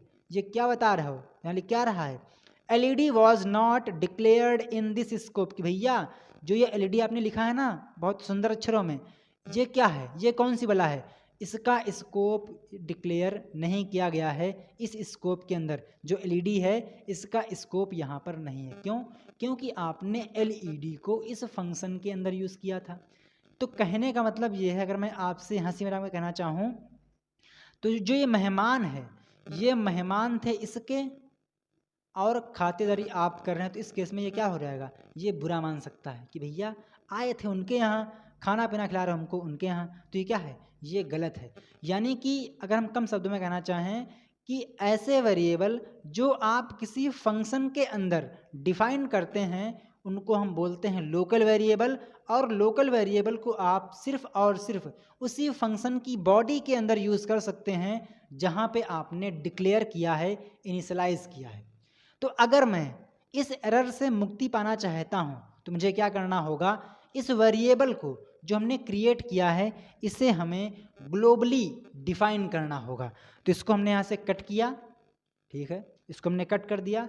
कट करने के बाद मुझे इसे सभी फंक्शन के बाहर, यानी किसी फंक्शन के अंदर नहीं, फंक्शन के बाहर डिक्लेयर करना होगा। तो मैंने क्या किया, मैंने उस वेरिएबल को इस फंक्शन से बाहर बिल्कुल खुले आसमान के नीचे डिक्लेयर कर दिया है। तो इस केस में जो ये आपका वेरिएबल है, चूँकि ये वेरिएबल किसी भी बॉडी के अंदर नहीं है तो इसको आप बोलेंगे ग्लोबल वेरिएबल। तो ये क्या हो जाएगा, ये हो जाएगा ग्लोबल वेरिएबल, ठीक है, ओके। तो ये क्या है, ये हो जाएगा ग्लोबल वेरिएबल। अगर मैं इस स्केच को यहाँ से कंपाइल करूँ तो इसमें कोई एरर नहीं आएगी, ये मुझे भरोसा है। आप यहाँ पर देखिए कोई एरर नहीं है। क्यों, क्योंकि जो ये मेहमान हैं ये इसके भी हो चुके हैं और इसके भी हो चुके हैं। तो ये जो है ये कहलाएगा ग्लोबल वेरिएबल। तो मैं आपके साथ में एक बार लोकल वेरिएबल और ग्लोबल वेरिएबल में क्या डिफरेंस है आपके साथ में डिस्कस कर लेता हूँ। तो लोकल वेरिएबल किसी फंक्शन के अंदर किसी फंक्शन के अंदर डिफाइन किए गए वेरिएबल को हम बोलते हैं लोकल वेरिएबल, और लोकल वेरिएबल का स्कोप सिर्फ और सिर्फ उसी फंक्शन की बॉडी के अंदर होता है जहाँ पे उसे डिफाइन किया गया है। जबकि जो ग्लोबल वेरिएबल हैं उससे फंक्शन के बाहर डिक्लेयर किया जाता है और ऐसे फंक्शन का स्कोप पूरे प्रोग्राम में होता है। अगर आपके पास और फंक्शन हो तो आप उसमें भी इस वेरिएबल का यूज़ कर सकते हो। ये वेरिएबल पूरे प्रोग्राम में हर जगह एक्सेसिबल होता है। तो आपको लोकल और ग्लोबल वेरिएबल के बारे में जानकारी हो गई है। मैंने आप लोगों को यहाँ पर एग्जाम्पल भी दिया है। मैं एक बार इस एग्जाम्पल को भी एक्सप्लेन कर देता हूँ ताकि चीज़ें आपको और बेहतर ढंग से क्लियर हो जाएं। ठीक है, तो मैंने क्या किया, यहाँ पर एक एरे क्रिएट किया। नाम क्या है, चैनल नेम, और हमने यहाँ पर लिख दिया है न्यू आइडियाज YT। अगर मैं आपसे एक छोटा सा क्वेश्चन पुटअप करूं कि भाई साहब जो ये न्यू आइडियाज YT है ये किस टाइप की वैल्यू है, तो हो सकता है कि आपको पता हो, आप बोले कि भैया बिल्कुल सिंपल सी बात है, ये तो स्ट्रिंग है। क्या है, ये तो स्ट्रिंग है। ठीक है, अगर मैं लिखता हूँ यहाँ पर 15 तो ये क्या हो जाएगा, ये हो जाएगा इंट। अगर मैं लिखता हूँ फॉर एग्जाम्पल A तो ये क्या हो जाएगा, ये हो जाएगा कैर। अगर मैं लिखता हूँ फॉर एग्जाम्पल 15.6 तो ये क्या हो जाएगा, ये हो जाएगा फ्लोट। ठीक है, तो जो न्यू आइडियाज YT है, ध्यान दीजिएगा, C लैंग्वेज में जब भी हम लोग स्ट्रिंग को लिखते हैं तो उसे हमेशा डुअल कोट्स के अंदर लिखते हैं। अगर मान लीजिए हमने लिखा डुअल कोट्स के अंदर राजा रानी, क्या, राजा रानी। ठीक है, तो ये क्या कहलाएगा, ये कहलाएगा स्ट्रिंग। क्या कहलाएगा, ये कहलाएगा स्ट्रिंग। बट मैंने क्या किया, किसी एक कैरेक्टर को सिंगल कोट्स के अंदर रखा तो वो कहलाएगा कैरेक्टर, और जो कैरेक्टर हैं उसे आप लोग सिंगल कोट्स के अंदर लिखते हैं। मैंने लिखा N या कर लेता हूँ K, तो ये क्या है, ये कहलाएगा आपका कैरेक्टर। ओके, फिर मैंने लिखा 15 तो ये क्या कहलाएगा, इंट, यानी कि इंटीजर, यानी कि पूर्ण संख्या। इसी प्रकार से मैंने कर दिया, थोड़ा चेंज करते हैं, 106.7 तो ये क्या हो जाएगा, ये हो जाएगा फ्लोट, यानी कि अब क्या है, ये फ्लोटिंग पॉइंट वैल्यू है। क्यों, क्योंकि यहाँ पर डेसिमल लगा हुआ है, दशमलव का यूज़ किया गया है। माइक थोड़ा दूर हो गया था तो आवाज़ बहुत स्लो रिकॉर्ड हो रही थी, है ना। चलिए ठीक, तो ये क्या है, ये है स्ट्रिंग। आते हम लोग पॉइंट पे। अब चूंकि जो ये वेरिएबल है चैनल नेम, इसे हमने फंक्शन के बाहर डिक्लेयर किया है तो ये कहलाएगा ग्लोबल वेरिएबल। और जो ये वेरिएबल है इसे आप किसी भी फंक्शन के अंदर यूज़ कर सकते हैं। जैसा कि आपको दिख रहा होगा कि हमने इस वेरिएबल को यहाँ पर भी यूज़ किया है और यहाँ पर भी यूज़ किया है, तो इसमें कोई एरर नहीं आएगी। ठीक है, इसी प्रकार से मैंने क्या किया, इस सेटअप फंक्शन के अंदर, इसकी बॉडी के अंदर हमने एक वेरिएबल क्रिएट किया ऑनर नेम, दैट इज सत्यम साहू। तो ये क्या कहलाएगा, ये कहलाएगा लोकल वेरिएबल, क्योंकि भैया हमने इसे इस फंक्शन के अंदर डिफाइन किया है और मैं इस वेरिएबल को यहाँ पर एक्सेस नहीं कर सकता हूँ। अगर मैं यहाँ पर एक्सेस करूँगा तो मुझे क्या मिलेगी, मुझे मिलेगी यहाँ पर एरर, यानी कि त्रुटि। ठीक है, तो आपको लोकल वेरिएबल और ग्लोबल वेरिएबल का जो कॉन्सेप्ट है समझ में आ गया है। अब अगला आता है कीवर्ड। तो मैं आपको बता चुका हूँ, जैसे कि ऑटो, ब्रेक, केस, कैर, कॉन्स्ट, कंटिन्यू, डिफ़ॉल्ट। ठीक है, इफ़ यहाँ से हटाओ, इफ़ को भगाओ यहाँ से। ठीक, default, do, static, while, int, go to, for, float, extern, enum, else, long, register, return, short, signed, size of, while, struct, double, if, volatile, void, unsigned, union, typedef और switch. ये total कितने हैं, 32 keywords हैं जो कि basic सी language या हम बोल सकते हैं स्टैंडर्ड सी लैंग्वेज में पाए जाते हैं। बट अगर आप लोग आर्डिनो के साथ में काम कर रहे हो तो यहाँ पर जो कीवर्ड्स हैं थोड़ा सा बढ़ जाते हैं। फॉर एग्जांपल आपने किल्स CX51 कंपाइलर को यूज़ किया है, उसके थ्रू आप प्रोग्राम को कंपाइल कर रहे हैं, प्रोग्राम उसके करस्पॉन्डिंग लिख रहे हैं, तो उस केस में आपके जो कीवर्ड्स हैं ये इंक्लूड हो जाएंगे, जैसे कि bit, S bit, SFR, small और लार्ज। ठीक है। बेसिकली जो ये आपका कंपाइलर है ये बहुत ही पॉपुलर है 8051 बेस्ड माइक्रो कंट्रोलर के लिए। अब आपको यहाँ पर कुछ दिया गया है नोट में, इसको आप पढ़ लीजिए। Arduino programming language can be divided in 3 main part. जो आर्डिनो प्रोग्रामिंग है उसको आप 3 भाग में डिवाइड कर सकते हैं। पहला होता है फंक्शन, दूसरा होता है वैल्यूज़, तीसरा होता है स्ट्रक्चर। तो जो फंक्शंस हैं इसके अंतर्गत आपके आएंगे digital input output function, analog input output function और कैरेक्टर्स और कम्युनिकेशन टाइम, रैंडम नंबर्स। ये क्या हैं? ये सभी के सभी फंक्शंस हैं जो कि फंक्शंस के अंतर्गत आएंगे। देन इसके बाद सेकंड पार्ट आता है वैल्यूज़ का, जिसमें आपके वेरिएबल्स, डेटा टाइप्स और कांस्टेंट होते हैं। अगला आता है स्ट्रक्चर, जिसमें आपके स्केच, ऑपरेटर्स, कंट्रोल स्ट्रक्चर आएगा। तो हम लोग बारी बारी से हम इन सब के बारे में पढ़ेंगे। तो सबसे पहला आता है आइडेंटिफायर। तो identifier is the name given to various elements of a program such as variables, functions which can contain letters and digits. There is some rule to name the identifier. अब ये आइडेंटिफायर क्या होते हैं? तो जो भी नाम आप लोग वेरिएबल को देते हैं या फिर फंक्शन को देते हैं उस नाम को हम लोग बोलते हैं आइडेंटिफायर। इसके नाम में छिपा हुआ है आइडेंटिफायर, यानी कि आइडेंटिफाई करने वाला, पहचान करने वाला। फॉर एग्जाम्पल आपने किसी फंक्शन को बनाया तो उस फंक्शन का कुछ ना कुछ तो नाम होगा, तभी तो आप उसको आइडेंटिफाई कर पाएंगे या कंपाइलर आइडेंटिफाई कर पाएगा। तो जो आइडेंटिफायर होते हैं वो फंक्शन और वेरिएबल को दिए गए नाम होते हैं और इसके कुछ रूल्स होते हैं। तो जो रूल्स वेरिएबल के नेम को बनाने में यूज़ करते हैं वही रूल्स यहाँ पर भी हैं। जैसे कि जो वेरिएबल नेम है उसमें A से Z, A to capital Z, numbers 0 to 9 और अंडरस्कोर प्रयोग कर सकते हैं। वेरिएबल नेम में किसी अन्य सिंबल को यूज नहीं कर सकते हैं और ना ही स्पेस यानी कि खाली स्थान अलाउ है। वेरिएबल नेम कभी भी डिजिट से स्टार्ट नहीं होगा। वेरिएबल नेम के सेंसिटिव होते हैं। एग्जाम्पल के तौर पर सत्यम, जिसमें S कैपिटल है, और एक सत्यम दूसरा जिसमें क्या है, सभी लेटर स्मॉल में है, तो इनको अलग अलग माना जाएगा। जो कीवर्ड हैं उसको हम वेरिएबल की तरह यूज़ नहीं कर सकते हैं। आपको यहाँ पर एग्जांपल दिए गए हैं जैसे कि माई नेम, समवन, एरिया। ये क्या है? ये सभी के सभी वैध हैं, वैलिड हैं। जबकि वन नेम, माई सैलरी, मुँह सूख गया, थोड़ा सा इसको गीला कर लेते हैं तभी आवाज़ क्लियर आएगी। ठीक है, तो माई नेम, समवन, एरिया, ये क्या है? ये सभी के सभी वैध वेरिएबल हैं, वैध आइडेंटिफायर हैं। इसी प्रकार से one name, my salary, dollar length, roll number और एंड, ये क्या हैं? ये सभी के सभी इनवैलिड हैं। यहाँ पे एंड का रोल क्या है? एंड यहाँ पर नहीं, आप यहाँ कर लीजिए इफ़। ठीक है, अब ये सभी के सभी इनवैलिड क्यों हैं? एक बार और मैं आपको डिफाइन कर देता हूँ। सबसे पहली बात, ये अवैध क्यों है? क्योंकि इसकी स्टार्टिंग नंबर से हो रही है। इसमें क्या दिक्कत है? इसमें दिक्कत ये है कि यहाँ पर यूज़ हुआ है डैश, जबकि आप सिर्फ और सिर्फ अंडरस्कोर का यूज़ कर सकते हैं।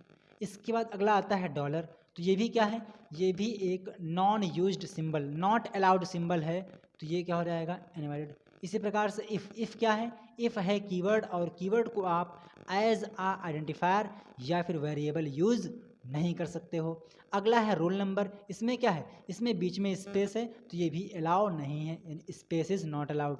ओके, चलिए, तो मैंने आपको बता दिया है। अगला आता है बिल्ट इन डेटा टाइप, कि वो डेटा टाइप जो आपको सी लैंग्वेज में बने बनाए मिलते हैं, आपको नहीं बनाना होता है। तो आप जैसे कि आपका हो जाएगा array, boolean, byte, char, double, float, int, long, short, size t, string function यहाँ पे कैसे आ गया? इसको उठाओ यहाँ से। हाँ, ठीक है, ध्यान दीजिए, स्ट्रिंग और स्ट्रिंग ये दोनों डिफरेंट हैं। इसमें स्मॉल लेटर में है और इसमें कैपिटल लेटर में है, आप इनको एक ना समझिएगा। ठीक है, string, unsigned char, unsigned integer, unsigned long, wide, word, ये क्या है? ये सभी के सभी बिल्ट इन डेटा टाइप हैं जो कि आपको मिलते हैं एम्बेडेड सी लैंग्वेज में। अब डेटा टाइप क्या होता है ये मैं आपको पहले बता चुका हूँ। यहाँ पर आप लोगों को चार्ट दिया गया है कि अगर कोई वेरिएबल है उसका टाइप कैसा है? इंटीजर, तो वो मेमोरी में 1 मिनट, वो मेमोरी में 2 बाइट की जगह कंज्यूम करेगा और जो इसकी रेंज होगी वो -32,768 से लेकर 32,767 तक होगी। यानी कि फॉर एग्ज़ाम्पल आपने लिखा इंट r इक्वल 1 1 2 3 4 5, ठीक है। तो इस केस में क्या हो जाएगा, ये हो जाएगा गलत, आपको मिलेगी एरर। क्यों? क्योंकि जो इंट है इसकी रेंज होती है -32,768 से लेकर 32,767, जबकि यहाँ पर क्या है, ये है 1,00,000, जो कि इस रेंज से बाहर है। तो आप इस रेंज की जो वैल्यूज़ हैं वो इंट के अंतर्गत आती हैं। इसी प्रकार से -128 से लेकर 127 तक की ये आपके होते हैं कैरी की रेंज, और ये मेमोरी में 1 बाइट की जगह कंज्यूम करते हैं। ध्यान दीजिए, जो बाइट होता है 1 बाइट में कितना, यहाँ देता हूँ साफ जगह में, 1 बाइट में 8 बिट्स होती हैं। ठीक, राइटिंग अच्छी है ना? ठीक, ठीक है। तो कैर, अनसाइंड इंटीजर, फ्लोट, यहाँ पर आप लोगों को दिए गए हैं क्या, डेटा टाइप, यहाँ पर उनका साइज और यहाँ पर उसकी रेंज। तो इसको आप पढ़ लीजिएगा, इतना इम्पोर्टेंट नहीं, बट आप लोगों को पता होना चाहिए। ठीक है। अगला टर्म आता है कांस्टेंट। तो आप लोग यूज़ करते हैं ना कि भैया एलईडी को हाई कर दो, एलईडी को लो कर दो। तो high, low, input, output, input pull up, LED built in, true, false, floating point constant, integer constant, ये आपके कांस्टेंट होते हैं। तो हाई भी है, लो भी है, इनपुट, ये सभी क्या हैं, ये सभी कांस्टेंट हैं, यानी कि इनकी वैल्यू चेंज नहीं हो सकती है। फॉर एग्जांपल हाँ ठीक है, कोई दिक्कत नहीं इसमें। तो कांस्टेंट क्या होता है, एक ऐसा वेरिएबल जिसकी वैल्यू चेंज ना हो सके उसको हम बोलते हैं क्या, कांस्टेंट। और जब भी आप लोग वेरिएबल को कांस्टेंट डिक्लेयर करना चाहते हैं तो आपको उसके पहले कॉन्स्ट इस कीवर्ड का यूज़ करना होगा, जो मैंने आप लोगों को यहाँ पर दिखाया था। 1 मिनट दिखा देता हूँ ताकि आपको चीज़ें और अच्छे से क्लियर हो जाए। ये कॉन्स्ट, क्या, कॉन्स्ट। एग्जांपल देता हूँ। फॉर एग्जांपल मेरे पास एक वेरिएबल है इंट, नाम है उसका ग्रीन अंडरस्कोर LED, मैंने कर दिया है इसकी वैल्यू 10। ठीक है। तो इस केस में अगर मुझे इसे क्या करना है, कांस्टेंट बनाना है, यानी मैं चाहता हूं कि जो ग्रीन LED है इसकी वैल्यू चेंज ना हो, तो मैं क्या करूंगा, मैं इंट के पहले कॉन्स्ट कीवर्ड का यूज़ करूंगा। कैसे करना है मैं आपको सिखाता हूं। मैंने लिखा कॉन्स्ट, क्या स्पीड रहेगी, const int green underscore LED equal 10। तो ये क्या कहलाएगा, ये कहलाएगा कांस्टेंट वेरिएबल, यानी कि इसकी वैल्यू चेंज नहीं हो पाएगी। ठीक, ओके। तो अगला आता है, रात टाइम क्या हो चुका है, 11:22, चलो ठीक हो गया। रात के बज चुके हैं 11:22 जब मैं इस वीडियो को शूट कर रहा हूँ। हाँ, अगला टर्म आता है ऑपरेटर। अब जो ये ऑपरेटर है ना, ये काफ़ी ज़्यादा रोल अदा करते हैं आपके आर्डिनो स्केच में। बेसिकली अब बात ये आती है कि जो ऑपरेटर है एक्चुअल में होता क्या है। तो सिंपल सी भाषा में ऑपरेटर एक सिंबल होता है जो ये डिसाइड करता है कि भैया जो वैल्यूज़ हैं उस पर कैसी एक्शन करना है, कैसा ऑपरेशन करना है। फॉर एग्ज़ाम्पल आपने लिखा 45 + 34 - 23, तो इसका मतलब क्या है, इसका मतलब ये है कि 45 और 34 को ऐड करना है। ऐड करने के बाद में जो वैल्यू आएगी उससे मुझे 23 माइनस करना है। तो इस केस में जो ये आपका प्लस है, माइनस है, ये क्या कहलाएंगे, ये कहलाएंगे ऑपरेटर। फॉर एग्ज़ाम्पल मैंने लिखा लाइक कुछ याद नहीं आ रहा है आर्डिनो की लैंग्वेज में। हाँ, फॉर एग्ज़ाम्पल मेरे पास एक कोई LED है जो कि पिन नंबर 13 पे कनेक्ट है। मैं ये चेक करना चाहता हूँ कि भैया क्या बंदे ने, मैंने क्या किया, बंदे से एक वैल्यू ली। फॉर एग्ज़ाम्पल बंदे ने लिखा x के अंदर 10, तो मुझे चेक करना है कि क्या जो वैल्यू इस वेरिएबल में थी LED के अंदर, क्या वो x के बराबर है। तो मैंने यहाँ पर लिखा LED इक्वल x। तो यहाँ पर जो ये इक्वल है ये चेक कर रहा है, ये डिसाइड कर रहा है कि भैया क्या लेफ्ट साइड की वैल्यू और राइट साइड की वैल्यू बराबर है। ठीक है, तो जो ये आपका ऑपरेटर है ये डिसाइड कर रहा है कि जो इसके अगल बगल की वैल्यूज़ हैं, जो ऑपरेंड्स हैं, इस पर कैसा टास्क करना है, कैसा ऑपरेशन करना है, यानी कि कौन सा एक्शन लेना है। एक एग्जांपल और लेते हैं। मैंने लिखा 5 + 3, तो अगर मैं आपसे पूछूं कि इसमें ऑपरेटर क्या है तो आपका आंसर आएगा प्लस। तो प्लस क्या है? प्लस है ऑपरेटर जो ये डिसाइड कर रहा है कि जो इसके आसपास की वैल्यूज़ हैं, जो इसके अड़ोसी पड़ोसी हैं, उस पर कैसा काम करना है। तो यहाँ पर काम क्या हो रहा है, ये बता रहा है कि मुझे प्लस करना है। तो जो 5 और 3 हैं इसको हम बोलेंगे ऑपरेंड। क्या बोलेंगे? ऑपरेंड। जबकि जो प्लस है इसको हम बोलेंगे ऑपरेटर। तो जो प्लस है वो हो जाएगा ऑपरेटर, जबकि जो 5 और 3 हैं जिनको हम लोग बोलते हैं नॉर्मल भाषा में वैल्यू, ये कहलाएंगी ऑपरेंड। ठीक है, अगला टर्म आता है एक्सप्रेशन। तो जो ऑपरेटर हैं और ऑपरेंड्स हैं उनका जो लॉजिकल कॉम्बिनेशन होता है उसको हम बोलते हैं क्या? एक्सप्रेशन। ओके, ठीक है। अब जो ऑपरेटर हैं वो भी कई टाइप के होते हैं, जैसे कि आपका हो जाएगा comparison operator, logical operator, arithmetic operator. इसके अलावा आप क्या जाएंगे, इंक्रीमेंट डिक्रीमेंट ऑपरेटर, है ना। फिर आपका आ जाएगा अगला असाइनमेंट ऑपरेटर। ठीक है, तो ये क्या है, ये अलग अलग ऑपरेटर हैं और इनका अलग अलग यूज़ है। मैं आपको स्टेप बाय स्टेप शॉर्ट में सभी ऑपरेटर्स के बारे में जानकारी देने का प्रयास करता हूँ। तो सबसे पहला आता है कंपैरिजन ऑपरेटर, जिसको हम लोग बोलते हैं मोहब्बत से रिलेशनल ऑपरेटर। तो इस ऑपरेटर का प्रयोग हम तब करते हैं जब हमें किन्हीं दो ऑपरेंड के बीच में तुलना करनी होती है, कंपैरिजन करना होता है कि क्या भैया इसकी वैल्यू इसके बराबर है, क्या इसकी वैल्यू इससे छोटी है, या फिर इसकी वैल्यू इससे बड़ी है, या फिर इसकी वैल्यू इसके बराबर नहीं है। तो जब इस टाइप की बात आ जाए तुलना करने की तो हम लोग कंपैरिजन ऑपरेटर के साथ में जाते हैं। तो पहला है इक्वल इक्वल, तो इसको हम बोलते हैं इक्वल टू। अगला आता है नॉट इक्वल, फिर greater than, less than, greater or equal than, less or equal than, and इसके बाद टर्नरी ऑपरेटर। फिर है अर्थमेटिक ऑपरेटर। मैं आपको इसके एक एग्जांपल देता हूं ताकि आपको चीज़ें और अच्छे से क्लियर हो जाएं। ठीक है, चलते हैं आर्डिनो पे, और हाँ कनेक्ट तो है आर्डिनो बोर्ड। ठीक है, ओके, इसको मैं कर लेता हूँ यहाँ से रिमूव। ओके, ठीक है।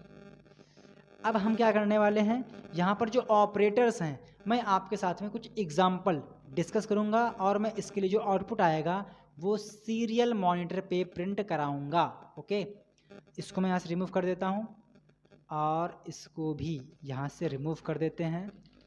आफ्टर दैट इसको यहाँ से रिमूव कर देते हैं। ओके, तो ये आपके पास बच्चे दो फंक्शन सेटअप और लूप। सबसे पहले मैंने क्या किया, बनाया दो वेरिएबल, एक का नाम मैंने रख दिया वैल1। ठीक है, अच्छा रखते हैं ताकि पढ़ने में अच्छा लगे ना। वैल1 इक्वल मैंने कर दिया है 15।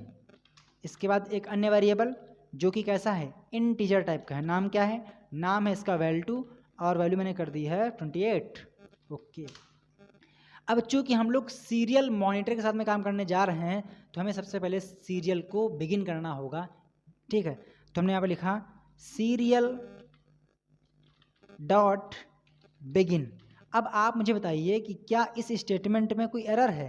तो आप में से कुछ लोग बोलेंगे भैया आपने गलती कर दी है। क्या गलती की है? गलती ये कर दी है कि जो सीरियल है इसका एस कैपिटल होता है। ओके, ठीक है, तो सीरियल डॉट बिगिन हमने यहाँ पे बॉड रेट सेट कर दी है 9600। ये क्या है, ये है बॉड रेट, यानी कि इस स्पीड से बिट्स पर सेकंड ट्रांसफ़र होंगी। अब मैंने क्या किया, सीरियल पे प्रिंट कराया क्या कि भैया आप ये मुझे बताइए सीरियल डॉट प्रिंट। ठीक है, 1 minute, serial dot print. Print क्या है, प्रिंट है फंक्शन का नाम। तो प्रिंट मैंने कहा कि जो वैल1 है इज़ ग्रेटर देन वैल2। क्या वैल1 की वैल्यू वैल2 से ग्रेटर है, आप मुझे बताइए। ठीक है, गए स्केच पे, मैंने किया अपलोड। तो यहाँ पर क्या होगा, सबसे पहले इस कोड को वेरीफाई किया जाएगा, इसके बाद में कंपाइल किया जाएगा, देन इसके बाद आर्डिनो बोर्ड पे अपलोड कर दिया जाएगा। और यहाँ पर सारे काम हो चुके हैं। ओपन करते हैं सीरियल मॉनिटर, तो यहाँ पर लिख के आ चुका है क्या, 0। सर ये बताइए कि यहाँ पर 0 लिख के क्यों आया, तो समझिए ध्यान से। जो ये आपके कंपैरिजन ऑपरेटर हैं या फिर लॉजिकल ऑपरेटर हैं, ये आपको 2 प्रकार की वैल्यू देते हैं, या तो ट्रू या तो फॉल्स। फॉल्स का मतलब होता है 0, 1 का मतलब होता है ट्रू। तो यहाँ पर आया है 0, 0 का मतलब फॉल्स, कि भैया जो वैल्यू 1 है वो वैल्यू 2 से बड़ी नहीं है, जबकि हमने यहाँ पर कहा था कि वैल 1 की वैल्यू वैल 2 से बड़ी है। थोड़ा सा मैं इसे और डिस्क्राइब कर देता हूँ। वैल 1 में कितना है 15, तो 15 आएगा यहाँ पर। 15 इज ग्रेटर देन 28। क्या ये बात सही है? क्या 15 28 से बड़ा होता है? तो नहीं भैया, बड़ा नहीं होता है। यानी कि जो एक कंडीशन थी ना, ये हो चुकी है फॉल्स, तो यहाँ पर प्रिंट हो चुका है 0। 0 का मतलब फॉल्स, 1 का मतलब ट्रू। ठीक है, तो ये जो आपका है इसको क्या बोलेंगे, इसको बोलेंगे इज ग्रेटर देन। अगर मैं यहाँ पर इसको चेंज कर दूँ, ये क्या हो जाएगा, इज लेस देन, तो यहाँ पर क्या हो जाएगा, आपको मिलेगा 1। क्यों? क्योंकि जो वैल्यू 1 है वो वैल्यू 2 से छोटी है, ये कंडीशन सही है। तो इसको हमने ओपन किया तो यहाँ पर लिख के आ चुका है 1। ध्यान दीजिए, जो ये 0 लिख के आ रहा है, एक्चुअल में यहाँ पर इस बार 1 प्रिंट हुआ है। जो 0 है ये पुराना वाला आउटपुट था। इसको मैं यहाँ से क्लियर कर देता हूँ और दोबारा से इसको मैं यहाँ से ओपन करता हूँ। तो मैं गया स्केच पे, अपलोड किया और आप यहाँ देखिए लिख के आ चुका है। छप जाओ, 1 2 3 छपो भैया। हाँ, छप गया, यहाँ पर प्रिंट हो चुका है ना। यहाँ पर लिख के आ चुका है 1, कि भैया जो वैल्यू 1 है, कितना है वैल्यू 1 में, वैल्यू 1 में है 15। तो जो 15 है वो छोटा होता है 28 से, जो एक कंडीशन है ये सेटिस्फाई हो रही है। तो यहाँ पर लिख के आ चुका है 1, 1 का मतलब ट्रू। तो मुझे आशा है कि आपको जो कंपैरिजन ऑपरेटर है, जिसको हम लोग बोलते हैं प्यार से रिलेशनल ऑपरेटर, समझ में आ गया होगा कि इसका यूज़ कैसे करना है। अगला आता है अर्थमेटिक ऑपरेटर। तो ये वे ऑपरेटर होते हैं जो गणितीय इक्वेशंस में यूज़ होते हैं। फॉर एग्जांपल, आपको जोड़ना है तो आपने यूज़ किया प्लस, घटाना है तो माइनस, गुणा करना है तो स्टार जिसको बोलते हैं एस्टेरिस्क, डिवाइड करना है तो डिवाइड का सिंबल। इसके बाद अगर आपको निकालना है मॉडुलस रिमाइंडर, तो आप यूज़ करेंगे इस परसेंटेज साइन का, इसको हम बोलते हैं मॉडुलस ऑपरेटर। इसका यूज़ क्या है? इसका यूज़ होता है कि फॉर एग्जांपल आपके पास कोई वैल्यू है, आप उस वैल्यू में किसी दूसरी वैल्यू से डिवाइड कर रहे हैं। डिवाइड करने के बाद जो शेषफल आएगा, जो रिमाइंडर आएगा, उसको फाइंड आउट करना है, तो आप इसका यूज़ कर सकते हैं। पहले मैं आपको दिखाता हूँ प्लस वाला, ताकि आपको चीज़ें अच्छे से क्लियर हो जाएं। तो इसको मैं यहाँ से रिमूव कर देता हूँ, क्लियर। चलते हैं हम लोग अपने आर्डिनो IDE पे, और मैंने यहाँ पर लिख दिया कि भैया वैल्यू 1 को आप वैल्यू 2 में ऐड कर दीजिए। तो इसको हमने यहाँ से किया अपलोड, और यहाँ पर लिख के आ चुका है सीरियल मॉनिटर में 15 और 18, 8 5 13 2 1 3 4 43, यहाँ लिख के आ चुका है 43। ठीक है, इसी प्रकार से अगर आप चेक करना चाहते हैं कि अगर मैं 28 में 15 से डिवाइड करूँगा तो डिवाइड करने के बाद रिमाइंडर क्या आएगा, तुमने यहाँ पर लिखा वैल 2 मॉडुलस वैल 1। तो इस केस में क्या होगा, वैल 2 में वैल 1 से डिवाइड किया जाएगा, एंड इसके बाद जो रिमाइंडर आएगा वो आपको यहाँ पर प्रिंट करके दे देगा। कैसे काम करेगा, तो सबसे पहले क्या लिखा है, वैल्यू 2 कितना है 28, तो 28 डिवाइड बाई कितना, वैल्यू 1 कितना है 15, तो हमने 15 से डिवाइड किया तो 15 बन जा 15, यहाँ पर आएगा 15, 8 से 5 गया 3, 2 से 1 गया 3, कितना आ गया 13। तो जो 13 है ये है रिमाइंडर। अगर आप लोगों को शेषफल प्राप्त करना है तो आप लोग इस सिंबल का यूज़ करेंगे, जिसको बोलते हैं मॉडुलस ऑपरेटर। इसको हमने किया अपलोड, तो यहाँ पर लिख के आ जाएगा भैया, आपका आंसर आएगा 13। ओपन किया हमने यहाँ सीरियल मॉनिटर, तो यहाँ पर छप के आ गया है 13। तो आपको अर्थमेटिक ऑपरेटर समझ में, इसे हमने इस फंक्शन के अंदर, क्या नाम है, सेटअप, इस फंक्शन के अंदर डिफाइन किया है। तो ये कहलाएगा क्या, ये कहलाएगा लोकल वेरिएबल। क्या कहलाएगा, लोकल वेरिएबल। अब बात ये आती है कि सर आपको कैसे पता चला कि जो ये वेरिएबल है ये इस फंक्शन के अंदर है, ये तो इससे बाहर है। ध्यान दीजिए, जब भी आप लोग सी लैंग्वेज में या फिर जावा में फंक्शन क्रिएट करते हैं तो फंक्शन के अंदर कौन कौन से स्टेटमेंट आएंगे उनको डिफाइन करने के लिए आप यूज़ करते हैं करली ब्रैकेट का। अब चूंकि हमने क्या किया, यहाँ पर एक फंक्शन है सेटअप फंक्शन, इस सेटअप फंक्शन की जो बॉडी है उसको हमने यहाँ से स्टार्ट किया और यहाँ से फिनिश किया। तो इस केस में जो ये एरिया है, थोड़ा मैं इसको करता हूँ हाईलाइट, जो ये एरिया है यहाँ से लेकर यहाँ तक की, जहाँ से इस फंक्शन की ब्रैकेट को ओपन किया गया है और जहाँ पर क्लोज किया गया है, इसके बीच के जो ये स्टेटमेंट हैं ये सभी के सभी इस सेटअप फंक्शन के अंतर्गत आएंगे। तो हम ये कह सकते हैं कि जो ये आपका वेरिएबल है एलईडी, ये आपने इस फंक्शन के अंदर बनाया है, तो ये क्या कहलाएगा, ये कहलाएगा लोकल वेरिएबल। और जो लोकल वेरिएबल होते हैं उनका यूज़ आप सिर्फ और सिर्फ उसी फंक्शन के अंदर कर सकते हैं, उस फंक्शन से बाहर नहीं कर सकते हैं। अब सर आप एक काम कीजिए, आपने बोला कि लोकल वेरिएबल को हम लोग सिर्फ और सिर्फ उसी फंक्शन के अंदर यूज़ कर सकते हैं, उसके बाहर यूज़ नहीं कर सकते हैं। इस बात को एक बार समझा दीजिए एग्जाम्पल से। बिल्कुल सिंपल है, मैंने क्या किया, एक एलईडी को डिजिटल पिन नंबर 11 से कनेक्ट किया और हमने यहाँ पर 11 नंबर पिन को एक वेरिएबल के अंदर असाइन कर दिया है।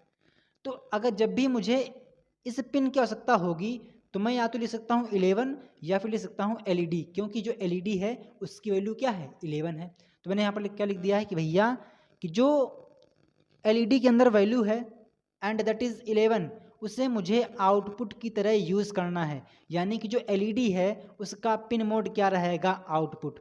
तो एलईडी का मतलब क्या है, 11, कि जो 11 डिजिटल पिन है उसको हमें आउटपुट की तरह यूज़ करना है। देन इसी प्रकार से जो एलईडी यानी कि 11 नंबर पिन है उस पर पहले आप हाई कीजिए एंड इसके बाद उसको एक बार आप लो कर दीजिए। अगर मैं यहाँ से इसको कंपाइल करूँ तो यहाँ पर आएगी एरर, भैया त्रुटि आ गई है। ये क्या बता रहे हो, यानी क्या रहा है, LED was not declared in this scope, कि भैया जो ये एलईडी आपने लिखा है ना बहुत सुंदर अक्षरों में, ये क्या है, ये कौन सी बला है, इसका स्कोप डिक्लेयर नहीं किया गया है। इस स्कोप के अंदर जो एलईडी है इसका स्कोप यहाँ पर नहीं है। क्यों, क्योंकि आपने एलईडी को इस फंक्शन के अंदर यूज़ किया था। तो कहने का मतलब ये है, अगर मैं आपसे हंसी मजाक में कहना चाहूँ तो जो ये मेहमान है ये मेहमान थे इसके और खातिरदारी आप कर रहे हैं, तो इस केस में ये क्या हो जाएगा, ये बुरा मान सकता है कि भैया आए थे उनके यहाँ, खाना पीना खिला रहे हमको उनके यहाँ, तो ये क्या है, ये गलत है। यानी कि अगर हम कम शब्दों में कहना चाहें कि ऐसे वेरिएबल जो आप किसी फंक्शन के अंदर डिफाइन करते हैं उनको हम बोलते हैं लोकल वेरिएबल, और लोकल वेरिएबल को आप सिर्फ और सिर्फ उसी फंक्शन की बॉडी के अंदर यूज़ कर सकते हैं जहाँ पे आपने डिक्लेयर किया है, इनिशियलाइज किया है। तो अगर मैं इस एरर से मुक्ति पाना चाहता हूँ तो मुझे क्या करना होगा, इस वेरिएबल को जो हमने क्रिएट किया है इसे हमें ग्लोबली डिफाइन करना होगा। तो इसको हमने यहाँ से कट किया, ठीक है, इसको हमने कट कर दिया। कट करने के बाद मुझे इसे सभी फंक्शन के बाहर, यानी किसी फंक्शन के अंदर नहीं, फंक्शन के बाहर डिक्लेयर करना होगा। तो मैंने क्या किया, मैंने उस वेरिएबल को इस फंक्शन से बाहर बिल्कुल खुले आसमान के नीचे डिक्लेयर कर दिया है। तो इस केस में जो ये आपका वेरिएबल है, चूँकि ये वेरिएबल किसी भी बॉडी के अंदर नहीं है तो इसको आप बोलेंगे ग्लोबल वेरिएबल। तो ये क्या हो जाएगा, ये हो जाएगा ग्लोबल वेरिएबल, ठीक है, ओके। तो ये क्या है, ये हो जाएगा ग्लोबल वेरिएबल। अगर मैं इस स्केच को यहाँ से कंपाइल करूँ तो इसमें कोई एरर नहीं आएगी, ये मुझे भरोसा है। आप यहाँ पर देखिए कोई एरर नहीं है। क्यों, क्योंकि जो ये मेहमान हैं ये इसके भी हो चुके हैं और इसके भी हो चुके हैं, तो ये जो है ये कहलाएगा ग्लोबल वेरिएबल। तो मैं आपके साथ में एक बार लोकल वेरिएबल और ग्लोबल वेरिएबल में क्या डिफरेंस है आपके साथ में डिस्कस कर लेता हूँ। तो लोकल वेरिएबल किसी फंक्शन के अंदर डिफाइन किए गए वेरिएबल को हम बोलते हैं लोकल वेरिएबल, और लोकल वेरिएबल का स्कोप सिर्फ और सिर्फ उसी फंक्शन की बॉडी के अंदर होता है जहाँ पे उसे डिफाइन किया गया है। जबकि जो ग्लोबल वेरिएबल हैं उससे फंक्शन के बाहर डिक्लेयर किया जाता है और ऐसे फंक्शन का स्कोप पूरे प्रोग्राम में होता है। अगर आपके पास और फंक्शन हो तो आप उसमें भी इस वेरिएबल का यूज़ कर सकते हो। ये वेरिएबल पूरे प्रोग्राम में हर जगह एक्सेसिबल होता है। तो आपको लोकल और ग्लोबल वेरिएबल के बारे में जानकारी हो गई है। मैंने आप लोगों को यहाँ पर एग्जाम्पल भी दिया है। मैं एक बार इस एग्जाम्पल को भी एक्सप्लेन कर देता हूँ ताकि चीज़ें आपको और बेहतर ढंग से क्लियर हो जाएं। ठीक है, तो मैंने क्या किया, यहाँ पर एक एरे क्रिएट किया। नाम क्या है, चैनल नेम, और हमने यहाँ पर लिख दिया है न्यू आइडियाज YT। अगर मैं आपसे एक छोटा सा क्वेश्चन पुटअप करूं कि भाई साहब जो ये न्यू आइडियाज YT है ये किस टाइप की वैल्यू है, तो हो सकता है कि आपको पता हो, आप बोले कि भैया बिल्कुल सिंपल सी बात है, ये तो स्ट्रिंग है। क्या है, ये तो स्ट्रिंग है। ठीक है, अगर मैं लिखता हूँ यहाँ पर 15 तो ये क्या हो जाएगा, ये हो जाएगा इंट। अगर मैं लिखता हूँ फॉर एग्जाम्पल A तो ये क्या हो जाएगा, ये हो जाएगा कैर। अगर मैं लिखता हूँ फॉर एग्जाम्पल 15.6 तो ये क्या हो जाएगा, ये हो जाएगा फ्लोट।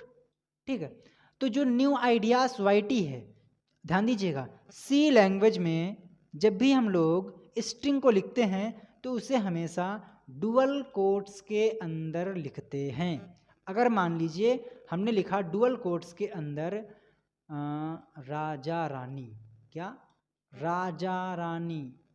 ठीक है, तो ये क्या कहलाएगा, ये कहलाएगा स्ट्रिंग। क्या कहलाएगा, ये कहलाएगा स्ट्रिंग। बट मैंने क्या किया, किसी एक कैरेक्टर को सिंगल कोट्स के अंदर रखा तो वो कहलाएगा कैरेक्टर, और जो कैरेक्टर हैं उसे आप लोग सिंगल कोट्स के अंदर लिखते हैं।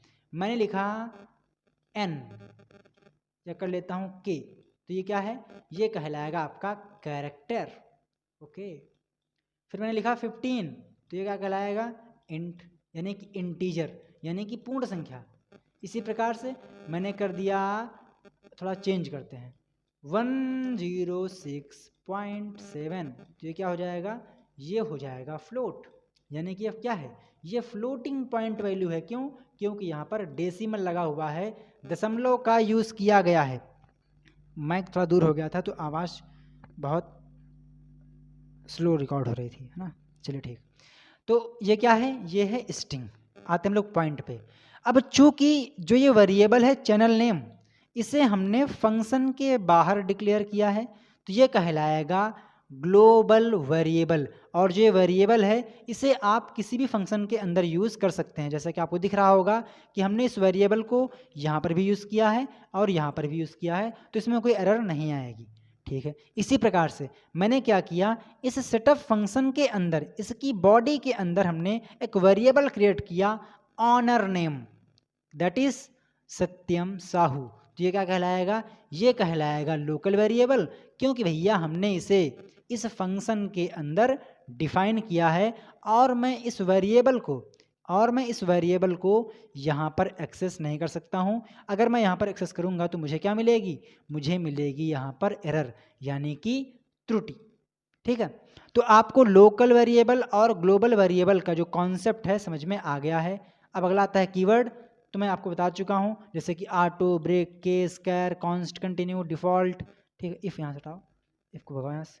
ठीक, default, do, static, while, int, go to, for, float, extern, enum, else, long, register, return, short, signed, size of, while, struct, double, if, volatile, void, unsigned, union, typedef और switch. ये total कितने हैं, 32 keywords हैं जो कि basic सी language या हम बोल सकते हैं स्टैंडर्ड सी लैंग्वेज में पाए जाते हैं। बट अगर आप लोग आर्डिनो के साथ में काम कर रहे हो तो यहाँ पर जो कीवर्ड्स हैं थोड़ा सा बढ़ जाते हैं। फॉर एग्जांपल आपने किल्स CX51 कंपाइलर को यूज़ किया है, उसके थ्रू आप प्रोग्राम को कंपाइल कर रहे हैं, प्रोग्राम उसके करस्पॉन्डिंग लिख रहे हैं, तो उस केस में आपके जो कीवर्ड्स हैं ये इंक्लूड हो जाएंगे, जैसे कि bit, S bit, SFR, small और लार्ज। ठीक है, बेसिकली जो ये आपका कंपाइलर है ये बहुत ही पॉपुलर है 8051 बेस्ड माइक्रो कंट्रोलर के लिए। अब आपको यहाँ पर कुछ दिया गया है नोट में, इसको आप पढ़ लीजिए।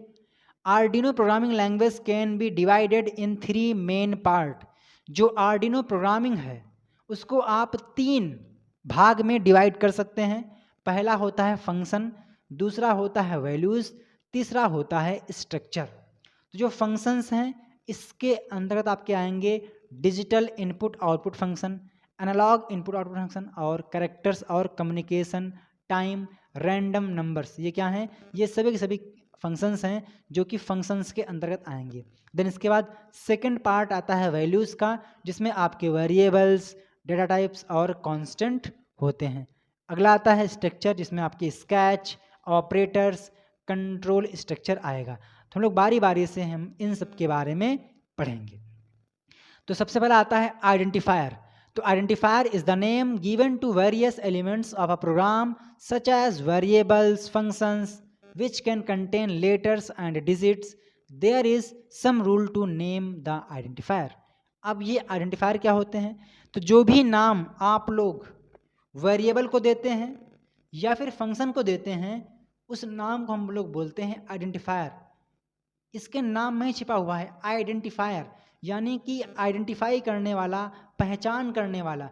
फॉर एग्जाम्पल, आपने किसी फंक्शन को बनाया तो उस फंक्शन का कुछ ना कुछ तो नाम होगा, तभी तो आप उसको आइडेंटिफाई कर पाएंगे या कंपाइलर आइडेंटिफाई कर पाएगा। तो जो आइडेंटिफायर होते हैं वो फंक्शन और वेरिएबल को दिए गए नाम होते हैं और इसके कुछ रूल्स होते हैं। तो जो रूल्स वेरिएबल के नेम को बनाने में यूज़ करते हैं वही रूल्स यहाँ पर भी हैं। जैसे कि जो वेरिएबल नेम है उसमें A से Z, A to capital Z, numbers 0 to 9 और अंडरस्कोर प्रयोग कर सकते हैं।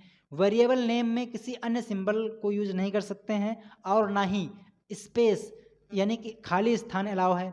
वेरिएबल नेम कभी भी डिजिट से स्टार्ट नहीं होगा। वेरिएबल नेम केस सेंसिटिव होते हैं। एग्जाम्पल के तौर पर सत्यम, जिसमें S कैपिटल है, और एक सत्यम दूसरा जिसमें क्या है, सभी लेटर स्मॉल में है, तो इनको अलग अलग माना जाएगा। जो कीवर्ड हैं उसको हम वेरिएबल की तरह यूज़ नहीं कर सकते हैं। आपको यहाँ पर एग्जांपल दिए गए हैं जैसे कि माई नेम, समवन, एरिया। ये क्या है? ये सभी के सभी वैध हैं, वैलिड हैं। जबकि वन नेम, माई सैलरी, मुँह सूख गया, थोड़ा सा इसको गीला कर लेते हैं तभी आवाज़ क्लियर आएगी। ठीक है, तो माई नेम, समवन, एरिया, ये क्या है? ये सभी के सभी वैध वेरिएबल हैं, वैध आइडेंटिफायर हैं। इसी प्रकार से one name, my salary, dollar length, roll number और एंड, ये क्या हैं? ये सभी के सभी इनवैलिड हैं। यहाँ पे एंड का रोल क्या है? एंड यहाँ पर नहीं, आप यहाँ कर लीजिए इफ़। ठीक है, अब ये सभी के सभी इनवैलिड क्यों हैं, एक बार और मैं आपको डिफाइन कर देता हूँ। सबसे पहली बात, ये अवैध क्यों है? क्योंकि इसकी स्टार्टिंग नंबर से हो रही है। इसमें क्या दिक्कत है? इसमें दिक्कत ये है कि यहाँ पर यूज़ हुआ है डैश, जबकि आप सिर्फ और सिर्फ अंडरस्कोर का यूज़ कर सकते हैं। इसके बाद अगला आता है डॉलर। तो ये भी क्या है? ये भी एक non used symbol, not allowed symbol है, तो ये क्या हो जाएगा? इनवैलिड। इसी प्रकार से इफ़ क्या है? इफ़ है कीवर्ड, और कीवर्ड को आप एज आ आइडेंटिफायर या फिर वेरिएबल यूज़ नहीं कर सकते हो। अगला है रोल नंबर। इसमें क्या है? इसमें बीच में स्पेस है, तो ये भी अलाउ नहीं है, space is not allowed. Okay, चलिए, हाँ, तो मैंने आपको बता दिया है। अगला आता है बिल्ट इन डेटा टाइप, कि वो डेटा टाइप जो आपको सी लैंग्वेज में बने बनाए मिलते हैं, आपको नहीं बनाना होता है। तो अब जैसे कि आपका हो जाएगा array, boolean, byte, char, double, float, int, long, short, size t, string. String function यहाँ पे कैसे आ गया? इसको उठाओ यहाँ से। हाँ, ठीक है, ध्यान दीजिए, स्ट्रिंग और स्ट्रिंग ये दोनों डिफरेंट हैं। इसमें स्मॉल लेटर में है और इसमें कैपिटल लेटर में है, आप इनको एक ना समझिएगा। ठीक है, string, unsigned char, unsigned integer, unsigned long, wide, word, ये क्या है? ये सभी के सभी बिल्ट इन डेटा टाइप हैं जो कि आपको मिलते हैं एम्बेडेड सी लैंग्वेज में। अब डेटा टाइप क्या होता है ये मैं आपको पहले बता चुका हूँ।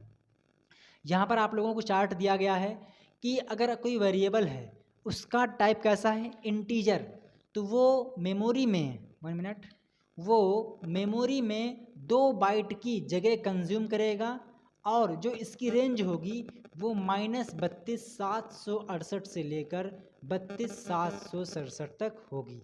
यानी कि फॉर एग्ज़ाम्पल आपने लिखा इंट r इक्वल 1 1 2 3 4 5, ठीक। तो इस केस में क्या हो जाएगा, ये हो जाएगा गलत, आपको मिलेगी एरर। क्यों?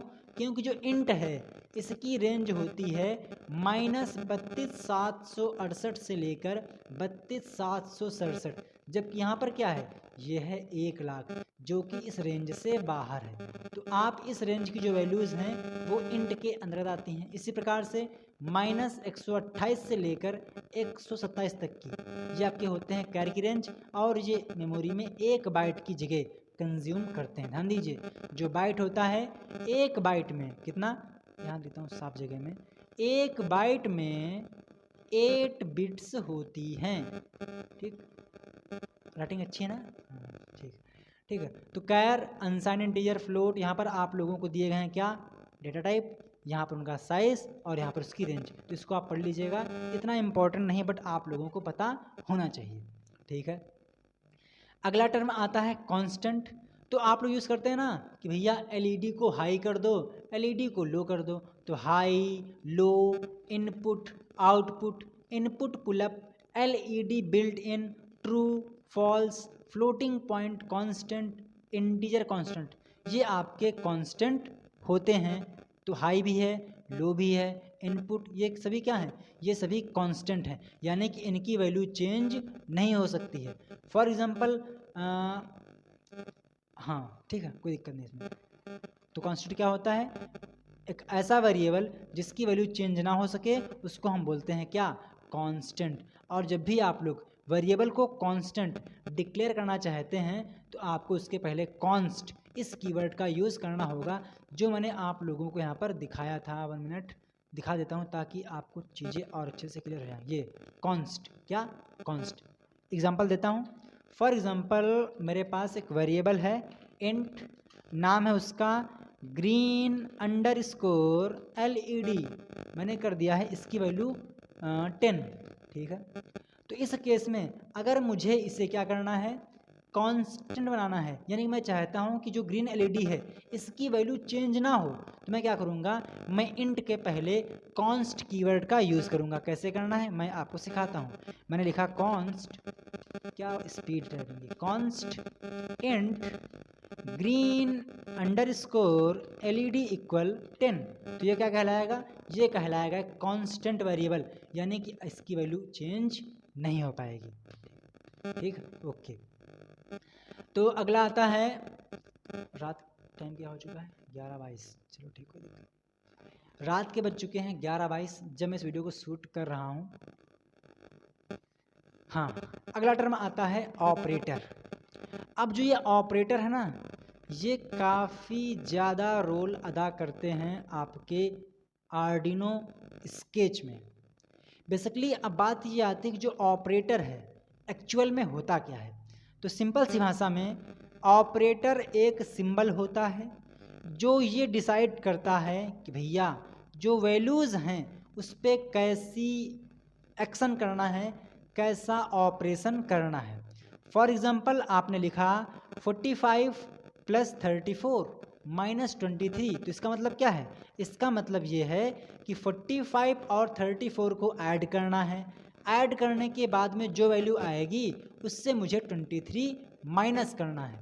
तो इस केस में जो ये आपका प्लस है, माइनस है, ये क्या कहलाएंगे, ये कहलाएंगे ऑपरेटर। फॉर एग्ज़ाम्पल मैंने लिखा लाइक कुछ याद नहीं आ रहा है आर्डिनो की लैंग्वेज में। हाँ, फॉर एग्ज़ाम्पल मेरे पास एक कोई LED है जो कि पिन नंबर 13 पे कनेक्ट है। मैं ये चेक करना चाहता हूँ कि भैया क्या बंदे ने, मैंने क्या किया, बंदे से एक वैल्यू ली। फॉर एग्ज़ाम्पल बंदे ने लिखा x के अंदर 10, तो मुझे चेक करना है कि क्या जो वैल्यू इस वेरिएबल में थी LED के अंदर, क्या वो x के बराबर है। तो मैंने यहाँ पर लिखा LED इक्वल x। तो यहाँ पर जो ये इक्वल है ये चेक कर रहा है, ये डिसाइड कर रहा है कि भैया क्या लेफ़्ट साइड की वैल्यू और राइट साइड की वैल्यू बराबर है। ठीक है। तो जो ये आपका ऑपरेटर है ये डिसाइड कर रहा है कि जो इसके अगल बगल की वैल्यूज़ हैं, जो ऑपरेंड्स हैं, इस पर कैसा टास्क करना है, कैसा ऑपरेशन करना है, यानी कि कौन सा एक्शन लेना है। एक एग्जांपल और लेते हैं। मैंने लिखा 5 + 3, तो अगर मैं आपसे पूछूं कि इसमें ऑपरेटर क्या है तो आपका आंसर आएगा प्लस। तो प्लस क्या है? प्लस है ऑपरेटर जो ये डिसाइड कर रहा है कि जो इसके आसपास की वैल्यूज़ हैं, जो इसके अड़ोसी पड़ोसी हैं, उस पर कैसा काम करना है। तो यहाँ पर काम क्या हो रहा है, ये बता रहा है कि मुझे प्लस करना है। तो जो 5 और 3 हैं इसको हम बोलेंगे ऑपरेंड। क्या बोलेंगे? ऑपरेंड। जबकि जो प्लस है इसको हम बोलेंगे ऑपरेटर। तो जो प्लस है वो हो जाएगा ऑपरेटर, जबकि जो 5 और 3 हैं जिनको हम लोग बोलते हैं नॉर्मल भाषा में वैल्यू, ये कहलाएंगी ऑपरेंड। ठीक है। अगला टर्म आता है एक्सप्रेशन। तो जो ऑपरेटर हैं और ऑपरेंड्स हैं उनका जो लॉजिकल कॉम्बिनेशन होता है उसको हम बोलते हैं क्या? एक्सप्रेशन। ओके, ठीक है। अब जो ऑपरेटर हैं वो भी कई टाइप के होते हैं, जैसे कि आपका हो जाएगा comparison operator, logical operator, arithmetic operator. इसके अलावा आप क्या जाएंगे? इंक्रीमेंट डिक्रीमेंट ऑपरेटर, है ना। फिर आपका आ जाएगा अगला असाइनमेंट ऑपरेटर। ठीक है। तो ये क्या है? ये अलग अलग ऑपरेटर हैं और इनका अलग अलग यूज़ है। मैं आपको स्टेप बाय स्टेप शॉर्ट में सभी ऑपरेटर्स के बारे में जानकारी देने का प्रयास करता हूँ। तो सबसे पहला आता है कंपैरिजन ऑपरेटर, जिसको हम लोग बोलते हैं मोहब्बत से रिलेशनल ऑपरेटर। तो इस ऑपरेटर का प्रयोग हम तब करते हैं जब हमें किन्हीं दो ऑपरेंड के बीच में तुलना करनी होती है, कंपैरिजन करना होता है कि क्या भैया इसकी वैल्यू इसके बराबर है, क्या इसकी वैल्यू इससे छोटी है, या फिर इसकी वैल्यू इससे बड़ी है, या फिर इसकी वैल्यू इसके बराबर नहीं है। तो जब इस टाइप की बात आ जाए तुलना करने की, तो हम लोग कंपैरिजन ऑपरेटर के साथ में जाते हैं। तो पहला है इक्वल इक्वल, तो इसको हम बोलते हैं इक्वल टू। अगला आता है नॉट इक्वल, फिर greater than, less than, greater or equal than, less or equal than, and इसके बाद टर्नरी ऑपरेटर। फिर है अर्थमेटिक ऑपरेटर। मैं आपको इसके एक एग्जांपल देता हूं ताकि आपको चीज़ें और अच्छे से क्लियर हो जाएं। ठीक है। चलते हैं आर्डिनो पे, और हाँ कनेक्ट तो है आर्डिनो बोर्ड। ठीक है, ओके। इसको मैं कर लेता हूँ यहाँ से रिमूव। ओके, ठीक है। अब हम क्या करने वाले हैं, यहाँ पर जो ऑपरेटर्स हैं मैं आपके साथ में कुछ एग्जाम्पल डिस्कस करूँगा, और मैं इसके लिए जो आउटपुट आएगा वो सीरियल मॉनिटर पे प्रिंट कराऊँगा। ओके, इसको मैं यहाँ से रिमूव कर देता हूँ, और इसको भी यहाँ से रिमूव कर देते हैं। आफ्टर दैट इसको यहाँ से रिमूव कर देते हैं। ओके, तो ये आपके पास बच्चे दो फंक्शन, सेटअप और लूप। सबसे पहले मैंने क्या किया, बनाया दो वेरिएबल। एक का नाम मैंने रख दिया वैल1। ठीक है, अच्छा रखते हैं ताकि पढ़ने में अच्छा लगे ना। वैल1 इक्वल मैंने कर दिया है 15। इसके बाद एक अन्य वेरिएबल जो कि कैसा है, इंटीजर टाइप का है। नाम क्या है? नाम है इसका वैल2, और वैल्यू मैंने कर दी है 28। ओके, अब चूँकि हम लोग सीरियल मॉनिटर के साथ में काम करने जा रहे हैं तो हमें सबसे पहले सीरियल को बिगिन करना होगा। ठीक है, तो हमने यहाँ पर लिखा सीरियल डॉट बिगिन। अब आप मुझे बताइए कि क्या इस स्टेटमेंट में कोई एरर है? तो आप में से कुछ लोग बोलेंगे भैया आपने गलती कर दी है। क्या गलती की है? गलती ये कर दी है कि जो सीरियल है इसका एस कैपिटल होता है। ओके, ठीक है। तो सीरियल डॉट बिगिन हमने यहाँ पे बॉड रेट सेट कर दी है 9600। ये क्या है? ये है बॉड रेट, यानी कि इस स्पीड से बिट्स पर सेकेंड ट्रांसफ़र होंगी। अब मैंने क्या किया, सीरियल पे प्रिंट कराया क्या कि भैया आप ये मुझे बताइए सीरियल डॉट प्रिंट। ठीक है, 1 minute. Serial dot print, print क्या है? प्रिंट है फंक्शन का नाम। तो प्रिंट मैंने कहा कि जो वैल1 है इज ग्रेटर देन वैल2। क्या वैल1 की वैल्यू वैल2 से ग्रेटर है? आप मुझे बताइए। ठीक है, गए स्केच पे, मैंने किया अपलोड। तो यहाँ पर क्या होगा, सबसे पहले इस कोड को वेरीफाई किया जाएगा, इसके बाद में कंपाइल किया जाएगा, देन इसके बाद आर्डिनो बोर्ड पे अपलोड कर दिया जाएगा, और यहाँ पर सारे काम हो चुके हैं। ओपन करते हैं सीरियल मॉनिटर, तो यहाँ पर लिख के आ चुका है क्या, 0। सर ये बताइए कि यहाँ पर 0 लिख के क्यों आया? तो समझिए ध्यान से, जो ये आपके कंपैरिजन ऑपरेटर हैं या फिर लॉजिकल ऑपरेटर हैं, ये आपको दो प्रकार की वैल्यू देते हैं, या तो ट्रू या तो फॉल्स। फॉल्स का मतलब होता है 0, 1 का मतलब होता है ट्रू। तो यहाँ पर आया है 0, 0 का मतलब फॉल्स, कि भैया जो वैल्यू 1 है वो वैल्यू 2 से बड़ी नहीं है, जबकि हमने यहाँ पर कहा था कि वैल 1 की वैल्यू वैल 2 से बड़ी है। थोड़ा सा मैं इसे और डिस्क्राइब कर देता हूँ। वैल 1 में कितना है 15, तो 15 आएगा यहाँ पर। 15 इज ग्रेटर देन 28। क्या ये बात सही है? क्या 15 28 से बड़ा होता है? तो नहीं भैया, बड़ा नहीं होता है। यानी कि जो एक कंडीशन थी ना, ये हो चुकी है फॉल्स। तो यहाँ पर प्रिंट हो चुका है 0, 0 का मतलब फॉल्स, 1 का मतलब ट्रू। ठीक है, तो ये जो आपका, इसको क्या बोलेंगे? इसको बोलेंगे इज ग्रेटर देन। अगर मैं यहाँ पर इसको चेंज कर दूँ, ये क्या हो जाएगा? Is less than. तो यहाँ पर क्या हो जाएगा? आपको मिलेगा 1। क्यों? क्योंकि जो वैल्यू 1 है वो वैल्यू 2 से छोटी है, ये कंडीशन सही है। तो इसको हमने ओपन किया तो यहाँ पर लिख के आ चुका है 1। ध्यान दीजिए, जो ये 0 लिख के आ रहा है, एक्चुअल में यहाँ पर इस बार 1 प्रिंट हुआ है। जो 0 है ये पुराना वाला आउटपुट था। इसको यहाँ से क्लियर कर देता हूँ और दोबारा से इसको मैं यहाँ से ओपन करता हूँ। तो मैं गया स्केच पे, अपलोड किया और आप यहाँ देखिए लिख के आ चुका है। छप जाओ, 1 2 3 छपो भैया। हाँ, छप गया, यहाँ पर प्रिंट हो चुका है ना। यहाँ पर लिख के आ चुका है 1, कि भैया जो वैल्यू 1 है, कितना है वैल्यू 1 में? वैल्यू 1 में है 15। तो जो 15 है वो छोटा होता है 28 से, जो एक कंडीशन है ये सेटिस्फाई हो रही है। तो यहाँ पर लिख के आ चुका है 1, 1 का मतलब ट्रू। तो मुझे आशा है कि आपको जो कंपैरिजन ऑपरेटर है, जिसको हम लोग बोलते हैं प्यार से रिलेशनल ऑपरेटर, समझ में आ गया होगा कि इसका यूज़ कैसे करना है। अगला आता है अर्थमेटिक ऑपरेटर। तो ये वे ऑपरेटर होते हैं जो गणितीय इक्वेशंस में यूज़ होते हैं। फॉर एग्जांपल, आपको जोड़ना है तो आपने यूज़ किया प्लस, घटाना है तो माइनस, गुणा करना है तो स्टार जिसको बोलते हैं एस्टेरिस्क, डिवाइड करना है तो डिवाइड का सिंबल। इसके बाद अगर आपको निकालना है मॉडुलस रिमाइंडर तो आप यूज़ करेंगे इस परसेंटेज साइन का, इसको हम बोलते हैं मॉडुलस ऑपरेटर। इसका यूज़ क्या है? इसका यूज़ होता है कि फॉर एग्जांपल आपके पास कोई वैल्यू है, आप उस वैल्यू में किसी दूसरी वैल्यू से डिवाइड कर रहे हैं। डिवाइड करने के बाद जो शेषफल आएगा, जो रिमाइंडर आएगा, उसको फाइंड आउट करना है तो आप इसका यूज़ कर सकते हैं। पहले मैं आपको दिखाता हूँ प्लस वाला, ताकि आपको चीज़ें अच्छे से क्लियर हो जाएं। तो इसको मैं यहाँ से रिमूव कर देता हूँ, क्लियर। चलते हैं हम लोग अपने आर्डिनो IDE पे, और मैंने यहाँ पर लिख दिया कि भैया वैल्यू 1 को आप वैल्यू 2 में ऐड कर दीजिए। तो इसको हमने यहाँ से किया अपलोड, और यहाँ पर लिख के आ चुका है सीरियल मॉनिटर में 15 और 18, 8 5 13 2 1 3 4 43, यहाँ लिख के आ चुका है 43। ठीक है, इसी प्रकार से अगर आप चेक करना चाहते हैं कि अगर मैं 28 में 15 से डिवाइड करूँगा तो डिवाइड करने के बाद रिमाइंडर क्या आएगा, तुमने यहाँ पर लिखा वैल 2 मॉडुलस वैल 1। तो इस केस में क्या होगा? वैल 2 में वैल 1 से डिवाइड किया जाएगा, एंड इसके बाद जो रिमाइंडर आएगा वो आपको यहाँ पर प्रिंट करके दे देगा। कैसे काम करेगा? तो सबसे पहले क्या लिखा है? वैल्यू 2 कितना है? 28। तो 28 डिवाइड बाई कितना?